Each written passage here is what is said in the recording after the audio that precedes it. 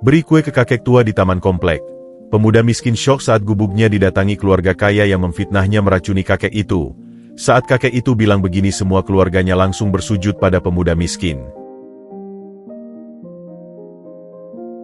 Halo semuanya, selamat datang di channel Jejak Inspirasi. Semoga kalian dalam keadaan sehat dan bahagia ya. Sebelum masuk ke ceritanya, jangan lupa absen kalian dari mana saja ya. Klik tombol subscribe agar tidak ketinggalan cerita menarik selanjutnya. Langit senja di atas kompleks perumahan Taman Sejahtera mulai berwarna jingga keemasan, menyapu sisa terik siang yang gerah. Di sudut paling pinggir, terhalang rimbunan pohon angsana dan semak belukar yang tak terurus, berdiri sebuah gubuk kecil. Atapnya dari seng bekas yang sudah karatan dan bocor di beberapa titik. Dindingnya dari papan kayu bekas peti dan triplek yang di sana-sini berlubang, ditambal dengan karung goni dan papan reklame usang. Inilah rumah Azka, pemuda berusia 22 tahun yang nasibnya seakan terbuang bersama sampah-sampah yang terkadang melayang ke halaman gubuknya. Di dalam, cahaya lampu neon 5 watt yang redup berkedip-kedip menyinari ruangan sempit yang multifungsi, sekaligus kamar tidur, dapur, dan ruang tamu. Azka berdiri di depan kompor portabel tua yang sumbunya sudah menghitam. Matanya tak lepas dari kukusan bambu lapuk warisan ibunya. Uap panas mengepul, membawa aroma manis vanili dan pandan yang sederhana namun membangkitkan ribuan kenangan. Hari ini tanggal 17, hari ulang tahun almarhumah ibunya, Sri. 2 tahun, Bu, bisiknya pelan, suaranya serak ditelan kesunyian. 2 tahun sejak ibunya pergi menghadap Yang Maha Kuasa setelah berjuang melawan sakit paru-paru yang tak tertahankan lagi, meninggalkannya seorang diri. Tak ada saudara, tak ada sanak famili yang peduli. Ayahnya telah lama menghilang entah kemana, meninggalkan mereka saat Azka masih balita. Hidupnya adalah sebuah mozaik kesendirian dan kerja keras. Dia mengecek saku celana jeansnya yang sudah tipis. Tinggal selembar 20 ribuan yang lecek. Uang hasil dari mengangkut sampah kebun dan menjadi kuli panggul di pasar pagi tadi sudah habis untuk membeli sekilo tepung terigu, sebutir telur, sebungkus vanili bubuk, dan sedikit gula. Perutnya sendiri keroncongan sejak tadi siang, tapi dia mengabaikannya. Tradisi membuat kue dan membagikannya sebagai sedekah adalah ritual suci baginya. Satu-satunya cara ia menjaga ikatan dengan sang ibu, meyakini bahwa setiap senyum orang yang menerima kue itu akan menjadi doa untuk ibunya di alam sana. Setelah memastikan kuenya matang, ia mengangkat kukusan dengan hati-hati menggunakan lep panci yang sudah compang-camping. Bolu kukusnya sederhana, tanpa hiasan, berwarna agak kecoklatan, tapi tampak empuk. Aromanya memenuhi gubuk, mengusir sementara bau apek kayu basah dan tanah. Ia membagi kue itu dengan teliti menjadi 10 potong, menatapnya dengan perasaan campur aduk, sedih, rindu, dan sedikit haru. Dari balik celah dinding triplek, seekor kucing belang 3, yang ia beri nama si Blang, mengaum lemah. Azka tersenyum kecil, memotong sedikit pinggiran kue dan memberikannya. Ini untukmu, Blang. Doain juga ya. Hatinya terasa berat. Membagikan kue tahun ini terasa berbeda. Kompleks perumahan di seberang taman, yang biasanya ramah, belakangan terasa semakin dingin. Bisik-bisik tentang rencana, penertiban, bangunan liar, termasuk gubuknya, semakin kencang. Beberapa anak-anak nakal terkadang melempari gubuknya dengan batu. Azka merasa seperti tunawisma di tepi kehidupan orang-orang yang serba berkecukupan. Tapi tekadnya bulat. Ini untuk ibunya. Ia merapikan penampilan seadanya. Baju kaos putih yang sudah pudar dan berlubang di ketiak ia lep, celana jeans ia kibaskan, dan wajahnya ia basuh dengan air dari jerigen. Di sebuah cermin kecil pecah, ia melihat bayangannya. Sosok kurus dengan tulang pipi menonjol, mata besar yang seringkali menyimpan kepasrahan. Namun ada setitik api keras kepala yang tak pernah padam, warisan dari ibunya yang pantang menyerah. Dengan nampan plastik usang berisi 9 potong kue yang telah dibungkus kertas minyak bekas, Azka melangkah keluar dari gubuknya. Senja semakin merambah, membawa angin sepau-sepau yang mengusir gerah. Ia menyusuri jalan setapak di tepi taman, melewati rumah-rumah besar berpagar tinggi dengan mobil mewah terparkir rapi. Suara televisi, gelak tawa, dan aroma masakan lezat kadang menyelinap keluar, membuat perutnya semakin keroncongan dan hatinya semakin mengkerut. Tujuannya adalah bangku taman biasa di dekat ayunan anak. Seringkali ada orang tua atau pengasuh yang menunggu anaknya bermain di sana. Sedekahnya akan lebih berarti. Namun, Saat ia mendekati area taman utama, pandangannya tertarik pada seorang kakek yang duduk sendirian di bangku paling pinggir, di bawah naungan pohon beringin besar yang daunnya bergemerisik. Kakek itu duduk membungkuk. Kedua tangannya menumpu pada tongkat kayu yang kokoh. Pakaiannya sederhana, kemeja lengan panjang warna krem dan celana kain coklat tua, namun terlihat halus dan rapi. Dari kejauhan, ia tampak seperti patung kesedihan, terpisah dari gemerlap kehidupan di sekelilingnya. Sesekali, ia melihat ke arah rumah-rumah besar di seberang dengan tatapan kosong, lalu menghela napas panjang. Hati Aska tergerak. Kesendirian itu ia kenal baik. Tanpa ragu lagi, langkahnya berpindah arah menuju sang kakek. Dalam hatinya, ia berdoa agar kue sederhana ini bisa sedikit menghibur, seperti ibunya dulu yang selalu berkata, "Sedekah itu bukan soal besar kecilnya pemberian, nak, tapi soal keikhlasan yang mengirimkan rasa hangat." "Permisi, kek." Suara Aska terdengar pelan namun jelas, memecah kesunyian. "Mohon maaf mengganggu. Saya ada kue buatan sendiri. Sederhana sekali, tapi semoga berkenan." Ia mengulurkan nampan dengan kedua tangan, matanya tidak berani menatap langsung, berbaur antara rasa hormat dan malu.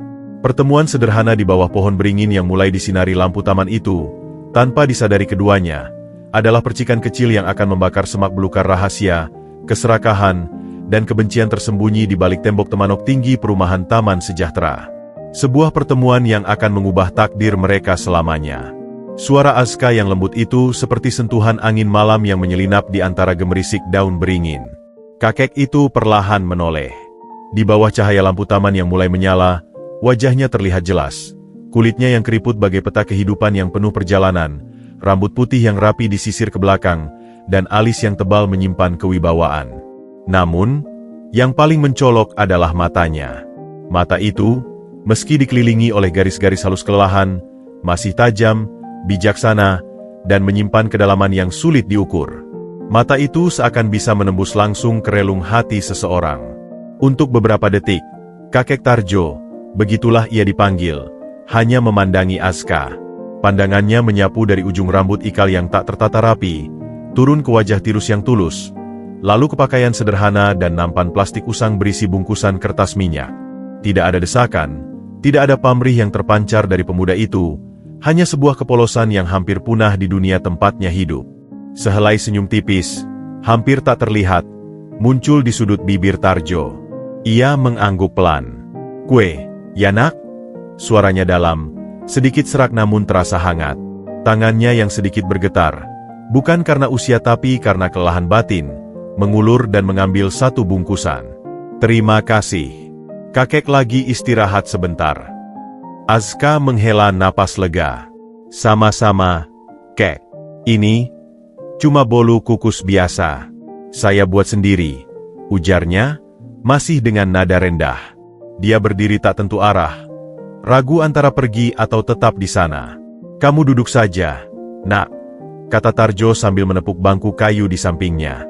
Sendiri juga kelihatannya. Ajakan itu membuat Aska sedikit terkejut. Ia pun duduk di ujung bangku, menjaga jarak yang sopan. Tarjo membuka bungkus kue dengan hati-hati. Aroma vanili dan pandan sederhana langsung menari di udara. Ia mematahkan sedikit dengan jarinya, memasukkan ke mulut, dan mengunyah perlahan. Ekspresinya berubah. Kerutan di dahinya seperti sedikit melonggar. "Enak," gumannya, lebih kepada dirinya sendiri. "Ini rasanya seperti kue buatan Mboktu dulu. Sederhana, tapi terasa hangat." Aska tersenyum kecil, senyum pertama yang tulus hari itu. "Alhamdulillah kalau kakek suka. Saya pakai resep ibu saya. Sudah pandai masak. Ibumu pasti bangga," kata Tarjo, menyantap lagi kuenya dengan lahap, seolah ia baru menyadari betapa laparnya dirinya. "Almarhumah, kek." Kata-kata itu keluar begitu saja dari mulut Aska, datar namun membawa beban yang berat. "Saya yatim piatu." Tarjo berhenti mengunyah. Matanya, yang tadinya menerawang, kini fokus menatap Aska. Tatapannya tidak lagi mengukur, tapi lebih menelaah. Ia melihat sesuatu di balik mata jernih pemuda itu, ketabahan yang tersembunyi di balik kerendahan hati, kesendirian yang tidak dijadikan senjata untuk mengasihani diri. Mirip seperti pantulan dirinya puluhan tahun silam, sebelum kekayaan dan konflik keluarga mengubah segalanya. Maaf, Kek, saya tidak bermaksud. Aska buru-buru menambahkan, khawatir dianggap mengemis simpati. Tidak, potong Tarjo, mengangguk pelan. Kakek mengerti. Hidup kadang memang tidak mudah. Ia menghabiskan kuenya. Kamu tinggal di sekitar sini. Aska menunjuk ke arah kegelapan di ujung taman, di balik rimbunan pohon. Di sana, Kek. Saya tinggal di gubuk kecil dekat pagar belakang. Tarjo mengikuti arah tunjukannya. Sebagai pemilik utama pengembang kompleks ini, ia tahu persis ada area liar di pinggiran yang seharusnya kosong. Tapi tak pernah sekalipun ia mengecek atau peduli. Sebuah rasa malu yang samar menyelinap di hatinya. Di tengah rumah megahnya yang serba ada seorang pemuda yang hidup di gubuk di tanah miliknya sendiri. Sendiri? Tanya Tarjo lagi. Iya, Kek. Tapi ada kucing, si Blang, dan tetangga-tetangga sekitar kadang baik. Aska menjawab diplomatis. Ia tak ingin mengeluh. Percakapan pun mengalir. Tarjo, yang biasanya sangat tertutup dan jarang bercerita pada siapapun di keluarganya, merasa anehnya nyaman berbicara dengan pemuda asing ini. Ia bercerita tentang kebosanan, tentang rumah besar yang terasa dingin dan sepi meski penuh orang, tentang obrolan keluarga yang hanya berputar pada uang, bisnis, dan gosip. Mereka sibuk dengan dunianya masing-masing. Kadang kakek merasa seperti barang antik yang cuma dikunjungi saat butuh tanda tangan atau persetujuan dana. Keluhnya dengan getir yang tak pernah ia ungkapkan pada siapapun. Aska hanya mendengarkan. Ia tak banyak berkomentar, hanya sesekali mengangguk. Pengalamannya yang terbatas tak memungkinkan ia memberi nasihat. Tapi kehadirannya yang penuh perhatian adalah obat tersendiri bagi Tarjo. Pemuda ini mendengar, benar-benar mendengar. Bukan seperti anak cucunya yang sambil mendengar sambil memainkan ponsel atau melirik jam tangan. Sebaliknya, Aska tak banyak bercerita tentang dirinya. Hanya secukupnya. Tarjo bisa membaca antara garis, kehidupan keras, kerja serabutan, dan kesendirian yang telah lama menjadi teman. Tapi tak ada kepahitan dalam kata-katanya. Ada semacam penerimaan yang damai. Hidupmu sulit, tapi hatimu tidak pahit. Itu langka, ucap Tarjo tiba-tiba, seperti menyimpulkan pembicaraan mereka. Aska tersenyum malu. Ibu saya selalu bilang, hidup ini ujian. Kalau kita jadi pahit, kita yang kalah, Kek. Kalimat sederhana itu seperti tamparan halus bagi Tarjo. Berapa banyak kepahitan yang telah ia kumpulkan dalam hati selama ini melihat pertikaian anak-anaknya? Mereka duduk dalam keheningan yang nyaman beberapa saat, ditemani bunyi jangkrik dan desau angin. Hubungan singkat antara konglomerat yang kesepian dan pemuda miskin yang tulus telah terbentuk, tanpa mereka sadari, di atas bangku kayu yang sama. Tak terasa hampir setengah jam berlalu. Tarjo merasa ini adalah percakapan paling manusiawi yang ia alami dalam bertahun-tahun. Tapi tubuhnya yang sudah tua mulai lelah. Dengan berat hati, ia berdiri, bertumpu pada tongkatnya. Terima kasih untuk kue dan obrolannya, Nak Aska. Kakek harus pulang. Aska segera berdiri. Sama-sama, Kek. Mohon maaf kalau mengganggu. Sama sekali tidak. Tarjo menatapnya sekali lagi, seakan ingin mencetak wajah itu dalam ingatannya. Kakek Tarjo, kalau ada waktu, kita ngobrol lagi. Dengan senang hati, Kek, jawab Aska dengan sungguh-sungguh. Dengan langkah pelan, Tarjo berjalan menyusuri jalan setapak menuju rumah megahnya yang berpilar-pilar besar, cahaya lampu kristalnya berkilauan dari kejauhan. Aska mengikuti sosok itu dengan pandangan sampai hilang di balik gerbang besi, lalu ia menarik napas panjang. Hatinya terasa lebih ringan. Mungkin ibunya senang malam ini. Dia tak tahu bahwa pertemuan singkat itu telah membuatnya masuk ke dalam radar keluarga Tarjo. Dari balik jendela lantai 2 rumah besar itu, sepasang mata penuh kecurigaan dan keiri hatian telah mengamati mereka dari kejauhan. Mira, menantu Tarjo. Dan di dalam rumah, pertikaian lain sedang memanas, menyiapkan bara yang akan menyulut fitnah besar besok pagi. Aska, dengan hati yang masih hangat oleh percakapan tadi, berbalik dan berjalan kembali ke kegelapan dan kesendirian gubuknya, tak menyadari badai yang akan datang menghampirinya. Rumah Tarjo bukan sekadar rumah. Itu adalah sebuah istana mini dengan 3 lantai, arsitektur bergaya Mediterania yang megah, dilengkisi pilar-pilar marmer, taman lanskap yang dipelihara oleh 3 tukang kebun, dan kolam renang berkilauan di halaman belakang. Namun, di balik kemewahan itu, ada sebuah ruang keluarga yang malam itu berubah menjadi medan perang dingin. Ruangan seluas 50 meter persegi itu dihiasi perabotan antik Eropa, karpet Persia asli, dan lukisan-lukisan mahal. Tapi udara yang mengalir di dalamnya bukanlah aroma kopi atau wewangian, melainkan tegangan listrik yang hampir bisa diraba. Di sofa kulit coklat besar, Ridwan, putra sulung Tarjo yang berusia 40 tahun, duduk membelakangi jendela. Wajahnya yang biasanya tampak tenang dan diplomatis kini memerah. Ia mengenakan kaos polo bermerek dan celana chino, penampilan direktur utama yang santai namun tetap berwibawa, tetapi wibawa itu kini retak oleh amarah. Di hadapannya, berdiri Rendra, adiknya yang lebih muda 5 tahun. Berbeda dengan Ridwan yang cenderung kalem, Rendra adalah sosok yang flamboyan dan impulsif. Ia mengenakan kemeja lengan pendek warna cerah dan celana jeans desainer. Tangannya menunjuk-nunjuk ke arah sebuah dokumen yang tergeletak di meja kayu mahoni. Kamu ini nggak mikir, Bang. Proyek apartemen di Sudirman itu butuh suntikan dana segar. Ambil dari dana cadangan keluarga itu yang paling cepat. Ngapain mesti pinjam ke bank dengan bunga gila-gilaan? Suara Rendra tinggi, penuh desakan. Dana cadangan keluarga itu bukan untuk kamu gegabah pakai, Dran. Balas Ridwan, menekankan setiap kata. Itu ada aturannya. Harus melalui persetujuan ayah dan rapat dewan keluarga. Kamu cuma mau cepat cair tanpa prosedur. Kalau proyekmu gagal, siapa yang tanggung? Keluarga juga yang rugi. Mira, istri Ridwan, duduk di samping suaminya. Wanita berusia 38 tahun dengan penampilan selalu sempurna itu menyipitkan matanya. Rambutnya disanggul rapi, perhiasan berlian di leher dan telinganya berkilauan. Dia adalah ahli strategi dalam keluarga, otak di balik banyak keputusan Ridwan. Iya, Rendra, ini bukan uang receh. Ini miliaran. Kamu dan Wulan harus paham, kita semua diuntungkan kalau dana cadangan itu aman untuk hal-hal yang benar-benar darurat. Wulan, istri Rendra yang biasanya pendiam, kali ini tak tinggal diam. Wanita berkacamata yang bekerja sebagai kurator seni ini bangkit dari tempat duduknya. Darurat? Menurut siapa? Proyek ini sudah jelas prospeknya. Atau jangan-jangan, Kak Mira, kalian sengaja menghambat karena takut kami lebih sukses dan bagian warisan nanti berubah.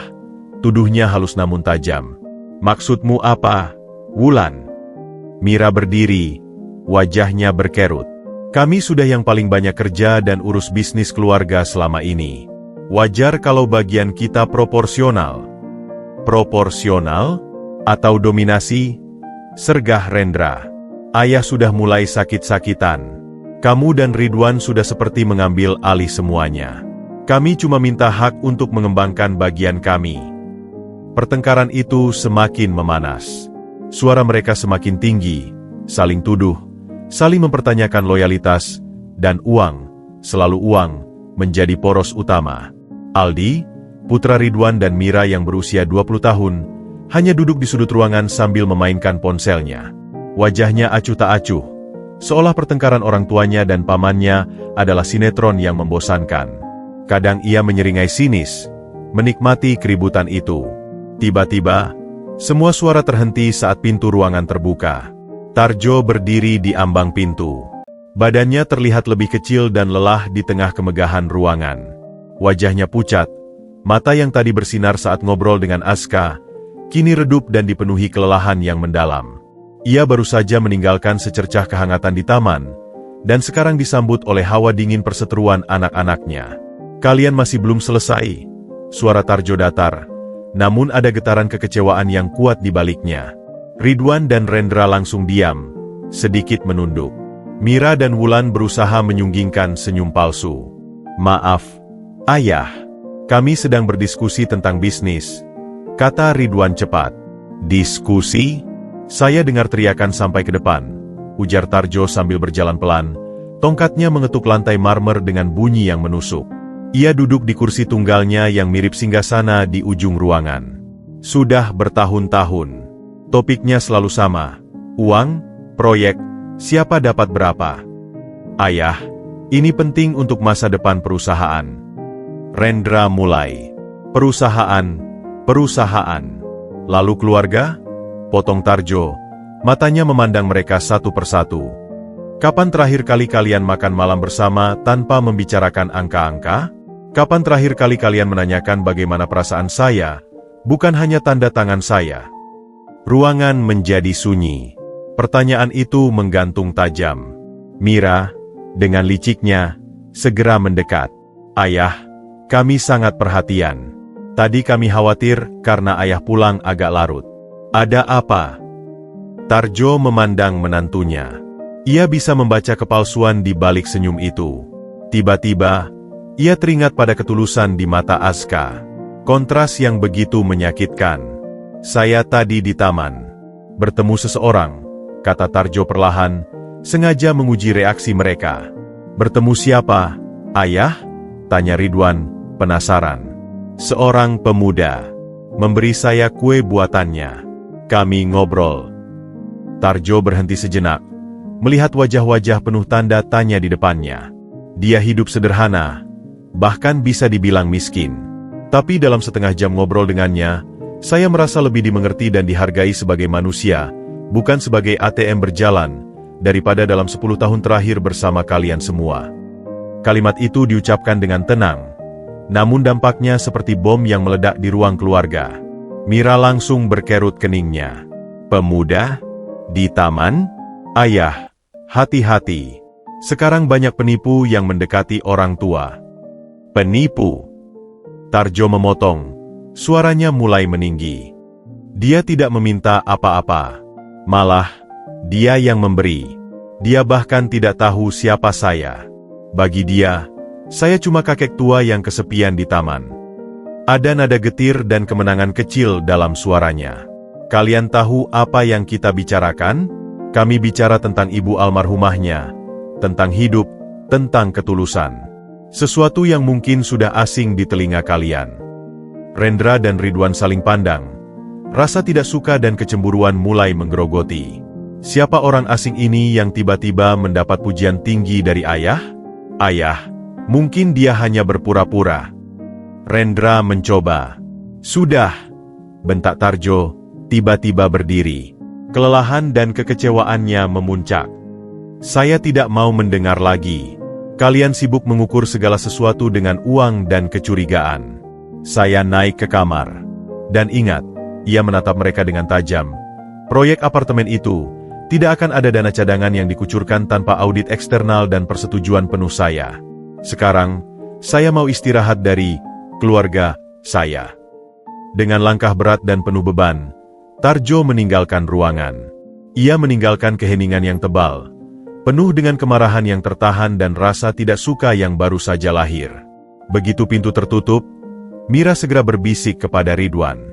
Siapa pemuda itu? Kita harus cari tahu. Ini berbahaya. Rendra mendekat, wajahnya muram. Ayah semakin tidak rasional.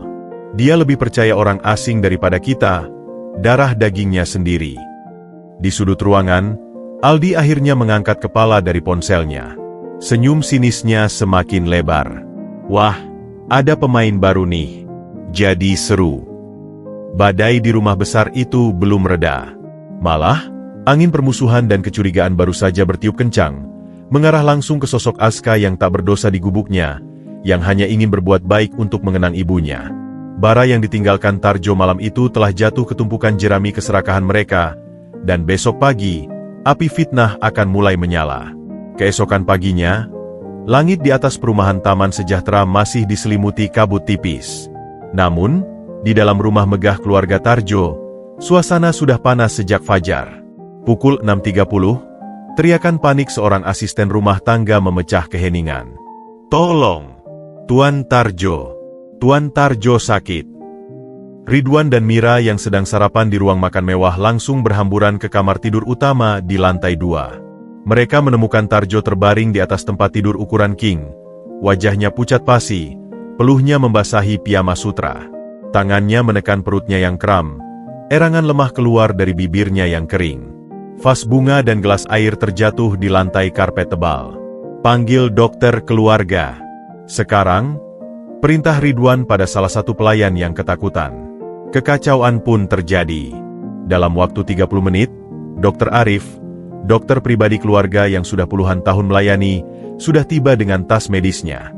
Setelah pemeriksaan cepat, diagnosisnya jelas.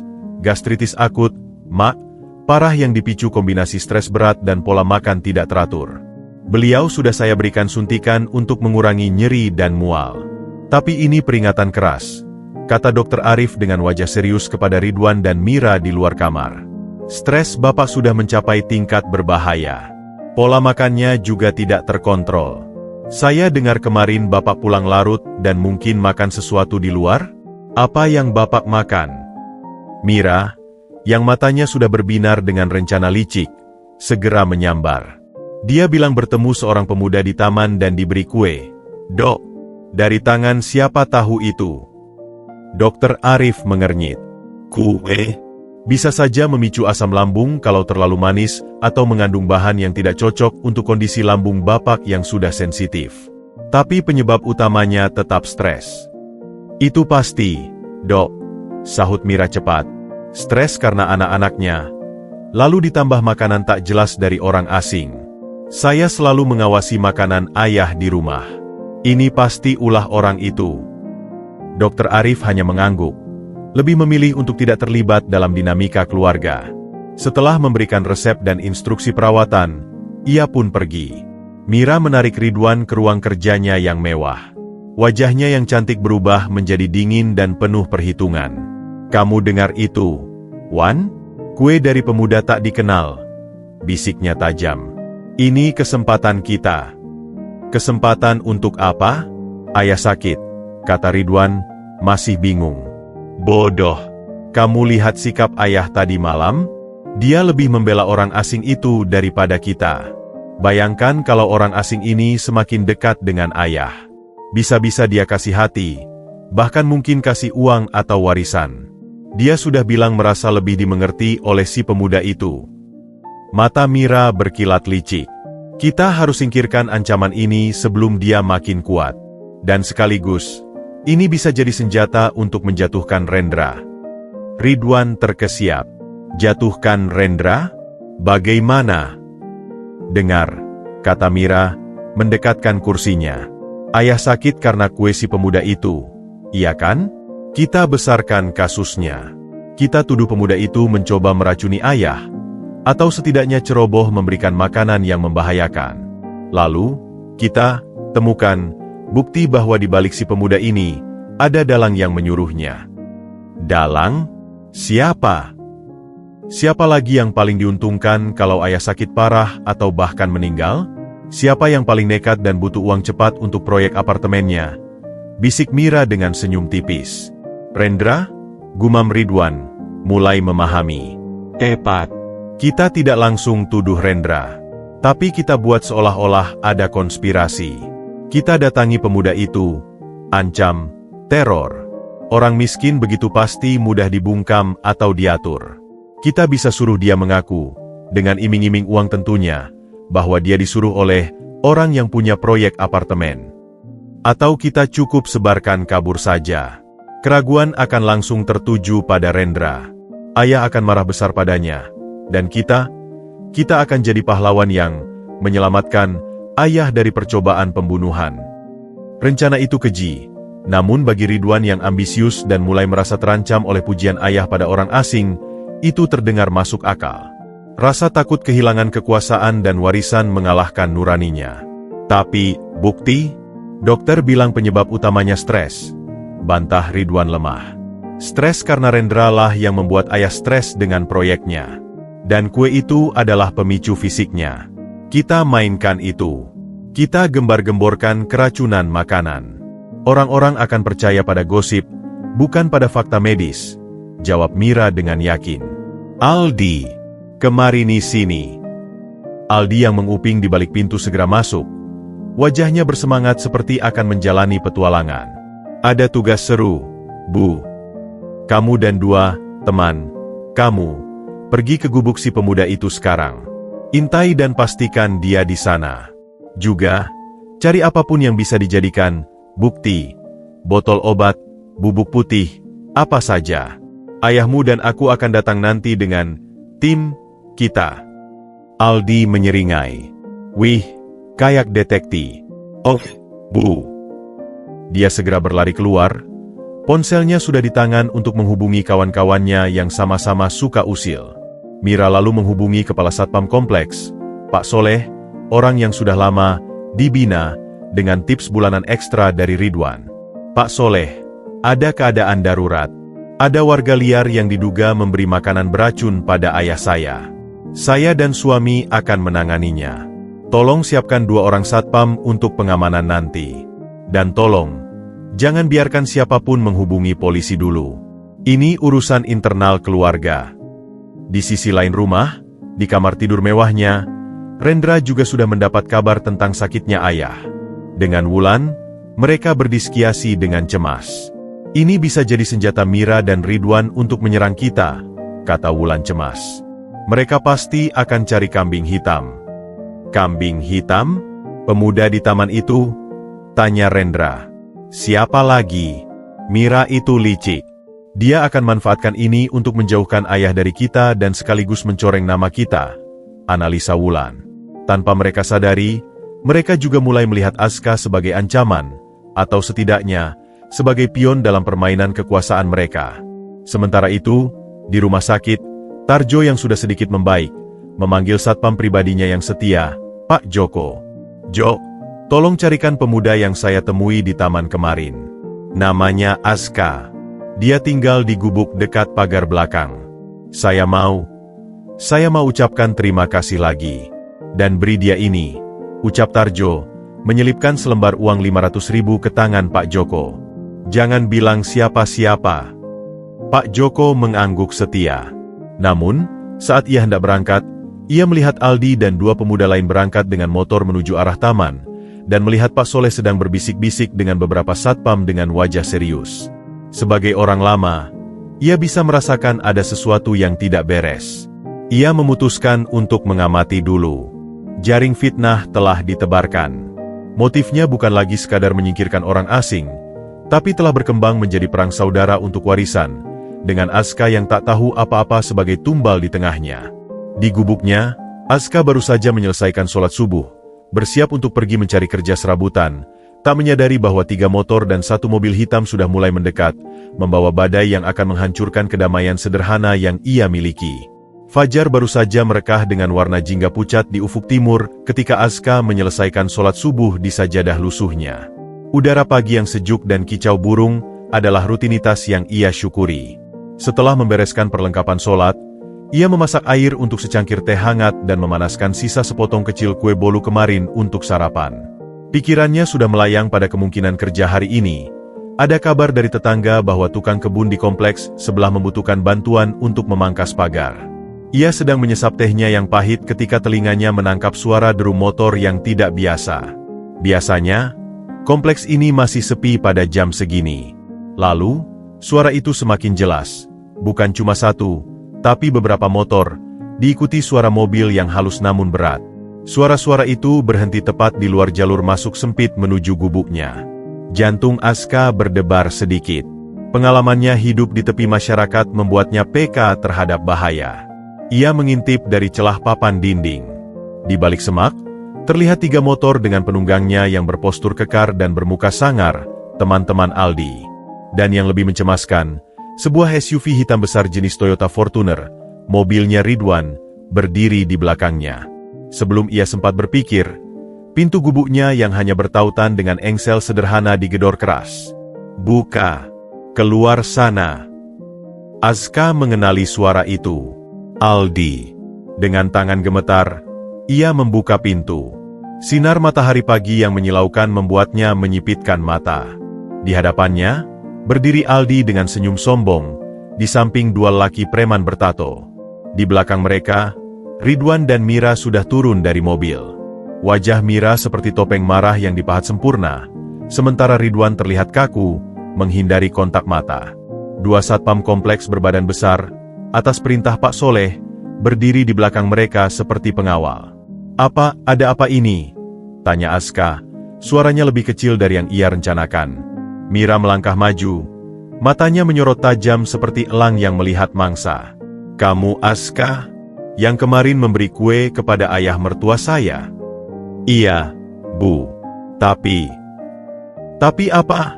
Potong Mira dengan suara tinggi yang dibuat-buat, ingin didengar oleh tetangga-tetangga yang mulai berkerumun dari kejauhan. Kamu tahu apa yang kamu lakukan? Ayah mertua saya sekarang di rumah sakit, keracunan makanan karena kue jahanamu itu. Aska terpana, dunia di sekelilingnya seakan berputar. Tidak, Bu, tidak mungkin. Itu cuma kue bolu biasa, bahan-bahan sederhana. Bahan sederhana yang kamu campur racun, ya? Atau mungkin kue basi? Kamu pikir kami bodoh? Teriak Mira lagi, menunjuk-nunjuk ke arah wajah Aska. Kamu mau uang, ya? Mau menodong keluarga kami? Atau jangan-jangan ada orang lain yang menyuruhmu? Kerumunan warga, sebagian masih dengan daster dan sarung, semakin banyak. Mereka berbisik-bisik, sebagian dengan tatapan simpati, sebagian dengan kecurigaan. Bu, saya bersumpah. Aska mencoba membela diri, tapi Aldi mendorongnya kasar hingga ia nyaris terjatuh. Jangan banyak bacot. Ini buktinya, teriak Aldi. Ia lalu masuk paksa ke dalam gubuk yang sempit. Dengan sengaja, ia menendang kaleng bekas berisi tepung terigu sisa yang masih terbuka. Tepung itu berhamburan seperti awan putih. Lihat, ini dia persediaan racunnya. Bubuk putih. Itu cuma tepung, untuk buat kue. Protes Aska, merasa tak berdaya. Ridwan, yang merasa sudah terlalu jauh, akhirnya ikut bicara dengan nada resmi. Kami sudah laporkan kejadian ini. Memberi makanan hingga menyebabkan orang sakit adalah tindakan kriminal. Apalagi jika ada unsur kesengajaan. Itu tidak disengaja. Pak, saya tidak tahu kakek punya sakit mak. Bantah Aska, air mata mulai membasahi matanya. Rasa malu, ketakutan, dan ketidakberdayaan membanjiri dirinya. Siapa yang percaya omongan gelandangan seperti kamu? Sergah salah satu preman teman Aldi. Mira melihat kerumunan sudah cukup besar. Inilah saatnya untuk memainkan narasi. Dengan suara lantang penuh sandiwara, ia berkata, warga sekalian, lihatlah, orang ini, yang tinggal liar di tanah kompleks, telah berani membahayakan nyawa ayah mertua saya, Haji Tarjo Wijaya, orang yang jasanya telah membangun kompleks ini. Kami tidak akan biarkan. Dia akan kami bawa untuk dimintai pertanggungjawaban. Beberapa warga yang takut dan tidak tahu cerita sebenarnya mulai ikut menyoraki. Iya, harus ditindak. Berbahaya. Tapi ada juga yang diam, seperti Bu Siti, tukang cuci itu, yang hanya bisa memandang dengan perasaan bersalah dari balik kerumunan. Ambil dia, perintah Mira pada dua satpam. Kedua satpam itu maju dan menggenggam lengan Aska dengan kasar. Aska tidak melawan. Perlawanan fisik tidak akan ada gunanya. Ia dibawa keluar, didorong untuk duduk di sebuah bangku kayu yang sengaja disediakan di depan gubuk, dikelilingi oleh para preman dan satpam. Ia seperti tahanan yang dihakimi massa. Mira mendekat lagi, kali ini berbisik dengan nada penuh ancaman yang hanya didengar Aska. Dengarlah baik-baik, anak muda. Kamu bisa kami serahkan ke polisi sekarang juga. Atau kamu bisa bekerja sama. Aska mengangkat wajahnya, bingung. Bekerja sama, bagaimana? Kami butuh kamu untuk mengaku bahwa ada seseorang yang menyuruhmu untuk memberikan makanan yang tidak sehat pada ayah Tarjo. Sebut saja bahwa orang itu punya proyek apartemen besar dan butuh uang cepat. Kamu paham? Bisik Mira. Aska menggigil. Ia paham. Mereka ingin menjadikannya alat untuk menjatuhkan keluarga mereka sendiri, Rendra. Rasa jijik yang mendalam menyergapnya. Saya tidak bisa berbohong, Bu, jawabnya lirih tapi tegas. Mata Mira menyala marah. Keras kepala ya? Baiklah, nikmati aibmu. Kamu akan jadi tontonan sampai kami putuskan hukumannya. Jangan coba-coba lari. Ia lalu berbalik pada kerumunan. Untuk sementara, Kami amankan orang ini di sini. Mohon warga ikut mengawasi. Aska ditinggal sendirian di bangku, dikepung oleh tatapan penuh curiga, hinaan, dan bisikan-bisikan yang menyakitkan. Matahari semakin tinggi, namun hatinya membeku. Ia memandang ke arah rumah besar Tarjo di kejauhan, berharap kakek baik itu tahu kebenarannya. Tapi apa mungkin? Keluarganya sendiri yang menyerangnya. Dari balik jendela rumah kecilnya di seberang, Bu Siti melihat pemandangan itu dengan hati hancur. Ia ingat kebaikan Aska yang sering membantunya membawa keranjang cucian. Ia ingin maju, tapi takut ancaman Ridwan yang bisa memecatnya dari pekerjaan cucian di beberapa rumah termasuk rumah Mira. Ia pun menutup jendela, menangis dalam diam. Fitnah itu telah resmi menjadi kenyataan publik. Nama Aska, si pemuda miskin yang pendiam, dalam sekejap berubah menjadi peracun dan penodong di mata banyak orang. Dan semua itu adalah sandiwara keji yang direncanakan di rumah megah, demi sesuap warisan dan kekuasaan yang lebih besar. Aska menunduk, air matanya jatuh menetes ke tanah kering, merasakan betapa pahitnya menjadi korban permainan orang-orang yang hatinya lebih gelap dari gubuknya yang paling gelap sekalipun. Matahari terus naik, menghangatkan udara namun seolah tak mampu menembus dingin yang melingkupi diri Aska. Ia masih duduk di bangku kayu itu, terkepung. Dua satpam berdiri tegak beberapa meter darinya, sementara Aldi dan teman-temannya sesekali berjalan mondar-mandir, melemparkan sindiran tajam atau menendang kerikil ke arahnya. Kerumunan warga perlahan berkurang, mereka kembali ke aktivitas masing-masing, tapi bisik-bisik dan pandangan penuh curiga masih terus melayang padanya. Di dalam hatinya, badai bergemuruh. Rasa malu membakar pipinya. Lebih dari itu, yang terasa adalah pengkhianatan. Pengkhianatan oleh ketidakadilan.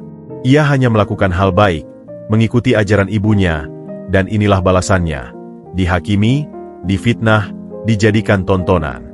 Pikirannya melayang pada kakek Tarjo. Apakah beliau juga percaya pada tuduhan ini? Ataukah beliau yang memerintahkan penangkapan ini? Pertanyaan itu seperti pisau yang memutar-mutar di dadanya. Di balik tirai jendela rumah semi permanennya yang berdinding bata setengah jadi, Bu Siti, wanita paruh baya dengan wajah lelah namun ramah itu, tak henti-hentinya gelisah. Tangannya yang keriput memegang ujung mukena. Matanya tak lepas dari sosok Aska yang terlihat begitu kecil dan terpukul di kejauhan. Kasihan sekali anak itu, gumamnya lirih. Suaminya, Pak Darmin, yang sedang bersiap pergi ke bengkel sepatunya, menghela napas. Iya, Titi. Tapi kita jangan ikut campur. Itu urusan orang kaya. Mereka punya kuasa. Kalau kita bela, bisa-bisa kita yang kena getahnya. Kerja cucianmu di rumah-rumah mereka bisa hilang. Itu kan tidak adil, Min. Aska itu anak baik. Rajin bantu-bantu. Bantah Bu Siti, suaranya bergetar. Iya, aku tahu. Tapi hidup kita susah, Titi. Satu kesalahan, kita bisa kelaparan. Mereka punya uang untuk menghancurkan kita. Pak Darmin meletakkan tangan di pundak istrinya. Sabarlah. Mungkin ada keadilan lain. Tapi hati Bu Siti tak tenang. Ia teringat pagi kemarin. Ia sedang mengantarkan cucian bersih ke rumah salah satu klien di ujung jalan ketika melihat Aska menghampiri kakek Tarjo. Ia berhenti sebentar, menyaksikan dari balik pohon. Ia melihat senyum tulus Aska, cara sopannya menawarkan kue, dan obrolan akrab yang tampak begitu alami. Tak ada setitik pun niat jahat di wajah pemuda itu. Dan yang paling penting, ia melihat kakek Tarjo menerima kue itu dengan senang hati, bahkan tertawa kecil. Bukan raut wajah orang yang sedang dipaksa atau merasa terancam. Ia adalah saksi kunci. Saksi yang bisa membersihkan nama Aska. Niat untuk maju membela menguat di hatinya. Ia mengambil selendang, bergegas menuju pintu. Titi, mau kemana? Tahan Pak Darmin. Mau bicara yang sebenarnya. Min, saya tidak tahan melihat anak itu disiksa batinnya. Jangan. Ridwan dan istrinya itu berbahaya. Kamu ingat waktu Sumiati, tukang cuci di Kompleks Emerald, cuma karena bicara salah sedikit sama si Nyonya Mira, langsung dipecat dan disebarkan fitnah hingga susah cari kerja lagi? Kita tidak kuat lawan mereka. Kata-kata suaminya itu bagai air dingin yang menyiram keberaniannya. Ia teringat kasus Sumiati. Perempuan itu hingga kini masih menganggur, hidup susah. Nyonya Mira memang terkenal kejam dan pendendam pada siapapun yang melawan atau dianggap mengganggu kepentingannya. Bu Siti memandang lagi ke arah Aska. Kali ini, pandangannya tertangkap oleh Aldi yang sedang melihat ke arah rumahnya. Aldi menyeringai, lalu mengangguk-angguk pelan, seolah mengingatkan akan konsekuensi. Tubuh Bu Siti gemetar. Ia mundur perlahan, meninggalkan pintu. Air mata mulai mengalir di pipinya yang keriput. Ampuni saya, Nak Aska. Ibu tidak berani. Ibu takut. Bisiknya pada jendela yang tertutup. Sementara itu, Ridwan dan Mira telah kembali ke rumah mereka. Di ruang kerjanya, Mira menelepon Pak Soleh, Kepala Satpam. Bagaimana, Pak Soleh? Ada yang berani membela? Sejauh ini tidak, Bu. Warga pada takut. Ada Bu Siti, tukang cuci, tadi kelihatan seperti mau maju, tapi suaminya nahan dan Aldi lihatin, jadi dia mundur lagi. Bagus. Awasi terus.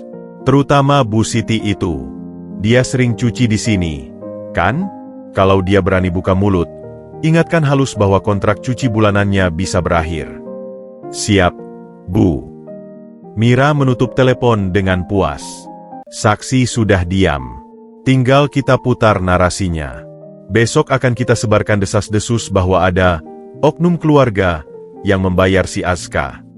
Kamu yakin Rendra tidak akan langsung konfrontasi? Tanya Ridwan cemas. Justru itu yang kita mau. Biar dia yang emosi dan keluar karakter di depan ayah. Kita akan tetap terlihat sebagai pihak yang ingin menyelidiki dengan adil, jelas Mira dengan licik. Di taman, keadaan Aska semakin mengenaskan. Ia tidak diberi makan atau minum. Mulutnya kering, perutnya keroncongan. Rasa lapar yang biasa ia tanggung terasa berbeda hari ini, bercampur dengan kepahitan. Beberapa anak kecil yang lewat terkadang melemparkan batu kecil atau mengejek. Peracun! Peracun! Aska hanya menunduk, berusaha menahan air mata. Ia mencoba menguatkan diri dengan mengingat ibunya. Bersabar, Nak. Orang yang sabar akan dapat pertolongan. Begitu pesan ibunya dulu. Tapi sabar seberapa lama? Dan pertolongan dari mana? Seorang nenek tua yang biasa ia bantu menyeberang jalan, nekat mendekat dengan segelas air. Minum, Nak, bisiknya. Tapi sebelum Aska mengambil, salah satu preman teman Aldi mendorong gelas itu hingga tumpah. Jangan kasih dia minum. Orang jahat gitu. Nenek itu terkejut, lalu menunduk dan pergi dengan langkah gemetar. Aska merasa harapannya semakin redup. Dunia seakan bersekongkol melawannya. Saksi mata ada, tapi takut. Kebaikan kecil yang ia tebarkan, seakan tak berarti di hadapan kekuatan uang dan kuasa. Saat senja mulai turun, Pak Joko, Satpam pribadi Tarjo, akhirnya memberanikan diri mendekati area itu dengan alasan patroli. Ia melihat Aska yang lemas dan penuh rasa hina. Hatinya tersentak. Ia ingat pesan Tarjo untuk mencari Aska dan memberinya uang sebagai ucapan terima kasih. Tapi melihat pengawalan ketat dan situasi yang tidak memungkinkan, ia tidak bisa mendekat. Dari balik pohon, ia menangkap percakapan dua satpam yang berjaga. Kasihan juga si anak itu, cuma ngasih kue, bisik satpam muda. Diam. Jangan banyak omong. Perintah atasan. Ini urusan besar. Katanya ada permainan keluarga. Kita terima gaji, kita lakukan tugas. Jangan cari masalah, jawab Satpam senior. Pak Joko pun menarik kesimpulan. Ini memang rekayasa. Dan ayah Tarjo tampaknya tidak tahu. Ia harus segera melapor. Tapi harus hati-hati, karena Pak Soleh sudah jelas berada di kubu Ridwan Mira. Ia meninggalkan area itu dengan langkah cepat, kembali ke rumah sakit tempat Tarjo dirawat inap untuk observasi, bertekad untuk menyampaikan kebenaran meski mungkin sudah agak terlambat. Kebenaran bahwa seorang pemuda baik hati sedang dihancurkan atas nama ambisi dan keserakahan, dan satu-satunya saksi yang berpotensi membelanya telah dibungkam oleh teror ekonomi yang halus namun mematikan. Aska tetap duduk di sana, di tengah senja yang semakin kelam, menjadi simbol betapa mudahnya keadilan diputarbalikkan ketika suara kebenaran dipaksa diam oleh ketakutan. Kamar rumah sakit suite itu sunyi, Hanya terdengar bunyi monitor kesehatan yang berdetak pelan. Tarjo terbaring dengan mata terpejam, namun ia tidak tidur. Pikirannya berputar-putar antara rasa sakit di ulu hatinya yang sudah mereda berkat obat, dan rasa sakit yang lebih dalam di hatinya, kekecewaan terhadap anak-anaknya. Saat ia membuka mata, pandangannya tertumbuk pada potret keluarga di meja samping tempat tidur. Foto lama, ketika Ridwan dan Rendra masih kecil, tersenyum polos di sampingnya dan almarhumah istrinya. Di mana kesederhanaan dan ketulusan itu menghilang, digantikan oleh kerakusan dan kecurigaan. Ketukan pelan di pintu mengusik lamunannya. "Masuk." Suaranya parau.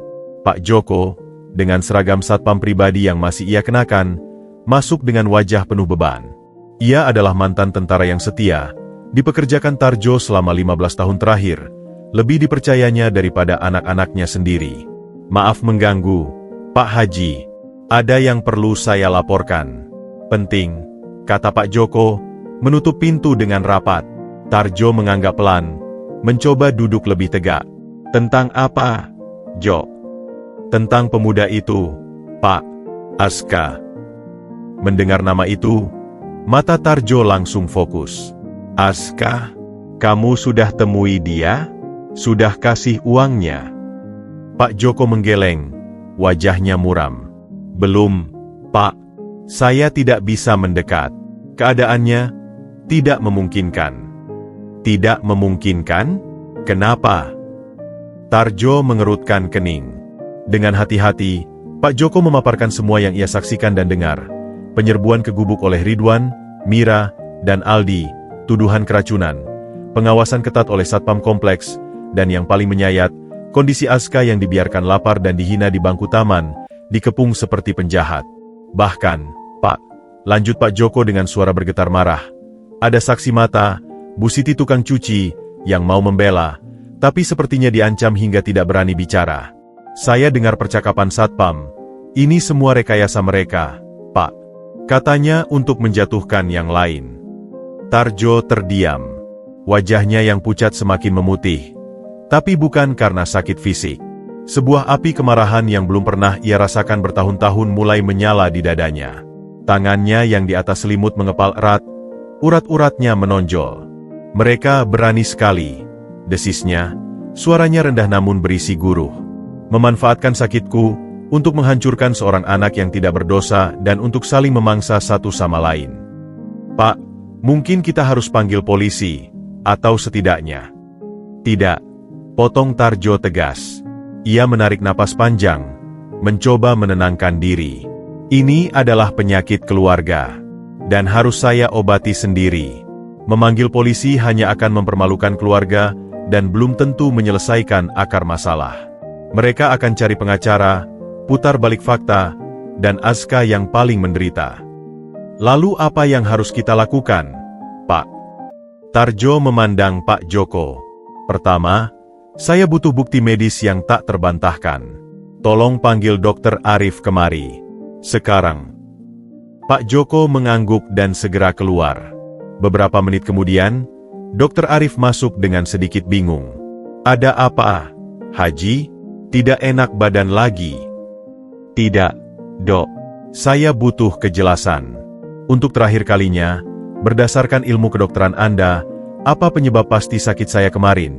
tanya Tarjo, menatapnya tajam. Dokter Arif sedikit gugup. "Seperti yang sudah saya katakan, gastritis akut akibat stres berat dan pola makan tidak teratur. Kemungkinan makanan yang agak berat atau berbumbu, seperti kue yang terlalu manis, bisa memicu, tapi itu hanya pemicu. Bukan penyebab utama. Penyebab utamanya ya stres tadi. Jadi, sama sekali bukan keracunan makanan, bukan ada racun di kue itu." "Racun? Tidak ada indikasi itu sama sekali, Haji. Gejalanya klasik ma akut. Kalau keracunan, gejalanya akan lebih parah, muntah hebat, diare, bahkan gangguan saraf.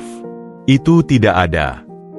Bisakah Anda membuat pernyataan tertulis resmi tentang itu? Dengan meterai dan tanda tangan Anda?" Dokter Arif terkesiap. "Bisa, tapi untuk apa, Haji?" "Untuk membersihkan nama seorang anak yang sedang difitnah oleh keluarga saya sendiri, jawab Tarjo dengan nada getir. Dan tolong, Dok, jangan beritahu siapa-siapa tentang permintaan saya ini. Dr. Arif, yang selama ini sudah muak dengan drama keluarga Tarjo, mengangguk setuju. Saya paham, Haji. Saya akan buatkan sekarang juga. Setelah Dr. Arif pergi, Tarjo memanggil Pak Joko lagi. Sekarang, tolong ambil baju saya. Saya akan pulang. Dan siapkan mobil. Tapi, Pak Haji, dokter bilang Anda harus diobservasi 24 jam. Observasi apa? Sakit saya bukan di tubuh, Job. Sakit saya melihat anak cucu saya jadi monster. Dan obatnya hanya satu. Saya harus menghadapi mereka langsung. Sekarang. Dengan tekad yang membaja, Tarjo, dibantu Pak Joko, mengenakan pakaiannya, kemeja batik sederhana dan celana kain. Tubuhnya masih lemah, tetapi semangatnya menyala-nyala. Ia bukan lagi orang tua renta yang lelah. Ia adalah Haji Tarjo Wijaya, sang patriarki yang pernah membangun kerajaan bisnisnya dari nol, dan sekarang ia akan mengambil kembali kendali atas keluarganya yang sudah liar. Di dalam mobil menuju kompleks, Tarjo duduk di kursi belakang, matanya menatap lurus ke depan. Ia memegang selembar kertas pernyataan dari Dr. Arif di satu tangan, dan di tangan lainnya, ia memegang ponsel dengan rekaman suara yang ia buat di rumah sakit, penjelasan lengkap dari Pak Joko tentang apa yang terjadi. Jo, kata Tarjo tiba-tiba. Setelah ini, mungkin posisimu akan sulit di keluarga ini. Tidak apa, Pak. Kebenaran harus ditegakkan. Terima kasih. Apapun yang terjadi nanti, kamu dan keluargamu akan saya jamin. Mobil berbelok memasuki gerbang kompleks. Matahari sore mulai condong ke barat, menyinari pepohonan dan rumah-rumah mewah. Tapi Tarjo tahu, di balik kemegahan itu, ada sebuah gubuk kecil dan seorang pemuda yang sedang diluluh lantakan. Saat mobilnya mendekati area taman, ia bisa melihat kerumunan kecil yang masih tersisa. Dan di tengahnya, seperti titik hitam yang terasing, duduk sosok Aska yang tertunduk lesu. Berhenti di sini, perintah Tarjo. Saya akan turun dan jalan sendiri. Tapi, Pak, saya harus melakukannya sendiri. Job, ini adalah pertarungan saya. Dengan bertumpu pada tongkatnya, Tarjo membuka pintu mobil. Langkahnya pelan namun penuh keyakinan. Setiap langkahnya seakan mengembalikan wibawa yang sempat memudar. Wajahnya yang keriput kini tampak tegar. Matanya yang bijak memancarkan amarah yang dingin dan terkendali. Para satpam yang berjaga, termasuk Pak Soleh, terkejut melihatnya. Mereka segera memberi hormat. Bingung. Ridwan dan Mira, yang ternyata masih memantau dari balik mobil mereka yang parkir agak jauh, juga terperanjat. Mereka buru-buru keluar, mendekat dengan wajah penuh kepura-puraan. Ayah, kenapa pulang? Seharusnya istirahat, kata Mira dengan suara manis. Tapi Tarjo mengabaikannya. Ia terus berjalan, menembus kerumunan, tongkatnya mengetuk jalan setapak dengan ritme yang menegangkan. Semua mata tertuju padanya. Semua bisik-bisik berhenti. Hingga akhirnya, ia berdiri tepat di depan Aska yang masih menunduk. Aska merasa ada bayangan menghampiri. Ia mengangkat wajahnya pelan. Saat ia melihat wajah kakek Tarjo, air matanya yang sudah lama ditahan akhirnya meledak. Tapi bukan air mata sedih, melainkan air mata kelegaan yang tak terbendung. Tarjo meletakkan tangan di bahu Aska yang gemetar. Kontak itu hangat, penuh perlindungan. Lalu, dengan gerakan pelan namun penuh makna, ia berbalik, menghadapi keluarganya, para satpam, dan semua warga yang menyaksikan. Dengan suara yang lantang, jelas, dan penuh wibawa, ia memulai sebuah pidato yang akan mengubah segalanya. Raja tua itu telah bangkit dari tempat tidur sakitnya, bukan untuk memerintah dengan uang, tapi untuk memerintah dengan kebenaran. Dan pertarungan untuk menegakkan keadilan bagi Aska, sekaligus menyembuhkan penyakit keluarganya, baru saja dimulai. Suara gemerisik daun beringin terdengar nyaring di keheningan yang mematung. Semua mata tertuju pada sosok tua yang berdiri tegak di antara mereka. Satu tangan masih terletak di bahu Aska yang bergetar hebat. Kakek Tarjo, yang biasanya berjalan pelan, kini bagai monumen hidup yang memancarkan aura otoritas yang tak terbantahkan. Mira adalah yang pertama memecah kesunyian. Dengan langkah cepat dan wajah penuh kepura-puraan, ia mendekat. Ayah, syukurlah ayah sudah lebih baik. Tapi tolong jauhi dia. Dia berbahaya. Dialah yang... Diam! Suara Tarjo menggelegar, memotong Mira di tengah kalimat. Satu kata itu saja cukup membuat wanita itu tercekat. Wajahnya pucat. Tarjo tak lagi memandangnya. Pandangannya yang tajam dan dingin menyapu kerumunan. Lalu akhirnya berhenti pada Ridwan, Rendra, Wulan, dan Aldi yang mulai berkumpul dengan wajah-wajah bingung dan waspada. Kalian semua, mulai Tarjo, suaranya dalam dan berisi, terdengar jelas hingga ke pinggiran kerumunan. Kalian mengerumuni seorang anak yatim piatu, memfitnahnya, menghinanya, membiarkannya kelaparan dan kehausan, hanya karena sebuah kebohongan yang kalian rajut sendiri. Ridwan mencoba membela diri. Ayah, ini bukan fitnah. Dia memberikan makanan yang membuat ayah sakit. Itu fakta. Fakta. Tarjo mengeluarkan selembar kertas dari saku kemeja batiknya, membentangkannya. Ini adalah pernyataan resmi dari Dr. Arif, dokter keluarga kita selama 20 tahun. Dengarkan baik-baik. Ia membacanya dengan lantang. Dengan ini saya menyatakan bahwa kondisi Haji Tarjo Wijaya yang dirawat tanggal 17 April adalah gastritis akut, MAG, yang dipicu oleh stres psikologis berat dan pola makan tidak teratur. Sama sekali tidak ada indikasi keracunan makanan atau zat berbahaya lainnya. Kue atau makanan lain hanya berpotensi sebagai pemicu ringan bagi lambung yang sudah dalam kondisi kritis akibat stres. Kerumunan berbisik. Beberapa wajah mulai menunjukkan keraguan. Tapi ayah, dia tetap memberi makanan sembarangan.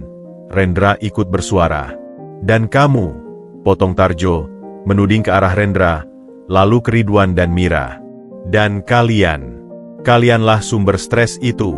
Pertengkaran kalian soal uang, proyek, warisan, itulah yang membuat lambung tua saya ini melukai dirinya sendiri.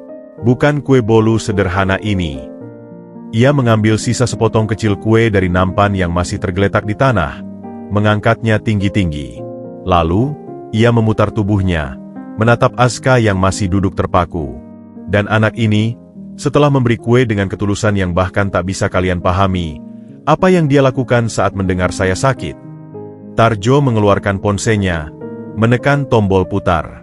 Suara rekaman Pak Joko terdengar jelas, dan dengan uang terakhirnya, dia membeli obat MAG di warung, lalu menitipkannya pada saya, Pak Joko, untuk disampaikan kepada Bapak. Dia bilang, tolong berikan pada kakek Tarjo. Saya tidak punya uang banyak, tapi semoga ini bisa meringankan. Suara itu menggema di taman. Banyak wajah warga yang tadinya penuh kecurigaan, kini berubah. Ada yang menunduk malu, ada yang memandang Aska dengan rasa haru. Air mata Aska mengalir deras. Ia tidak menyangka tindakan kecilnya itu diketahui.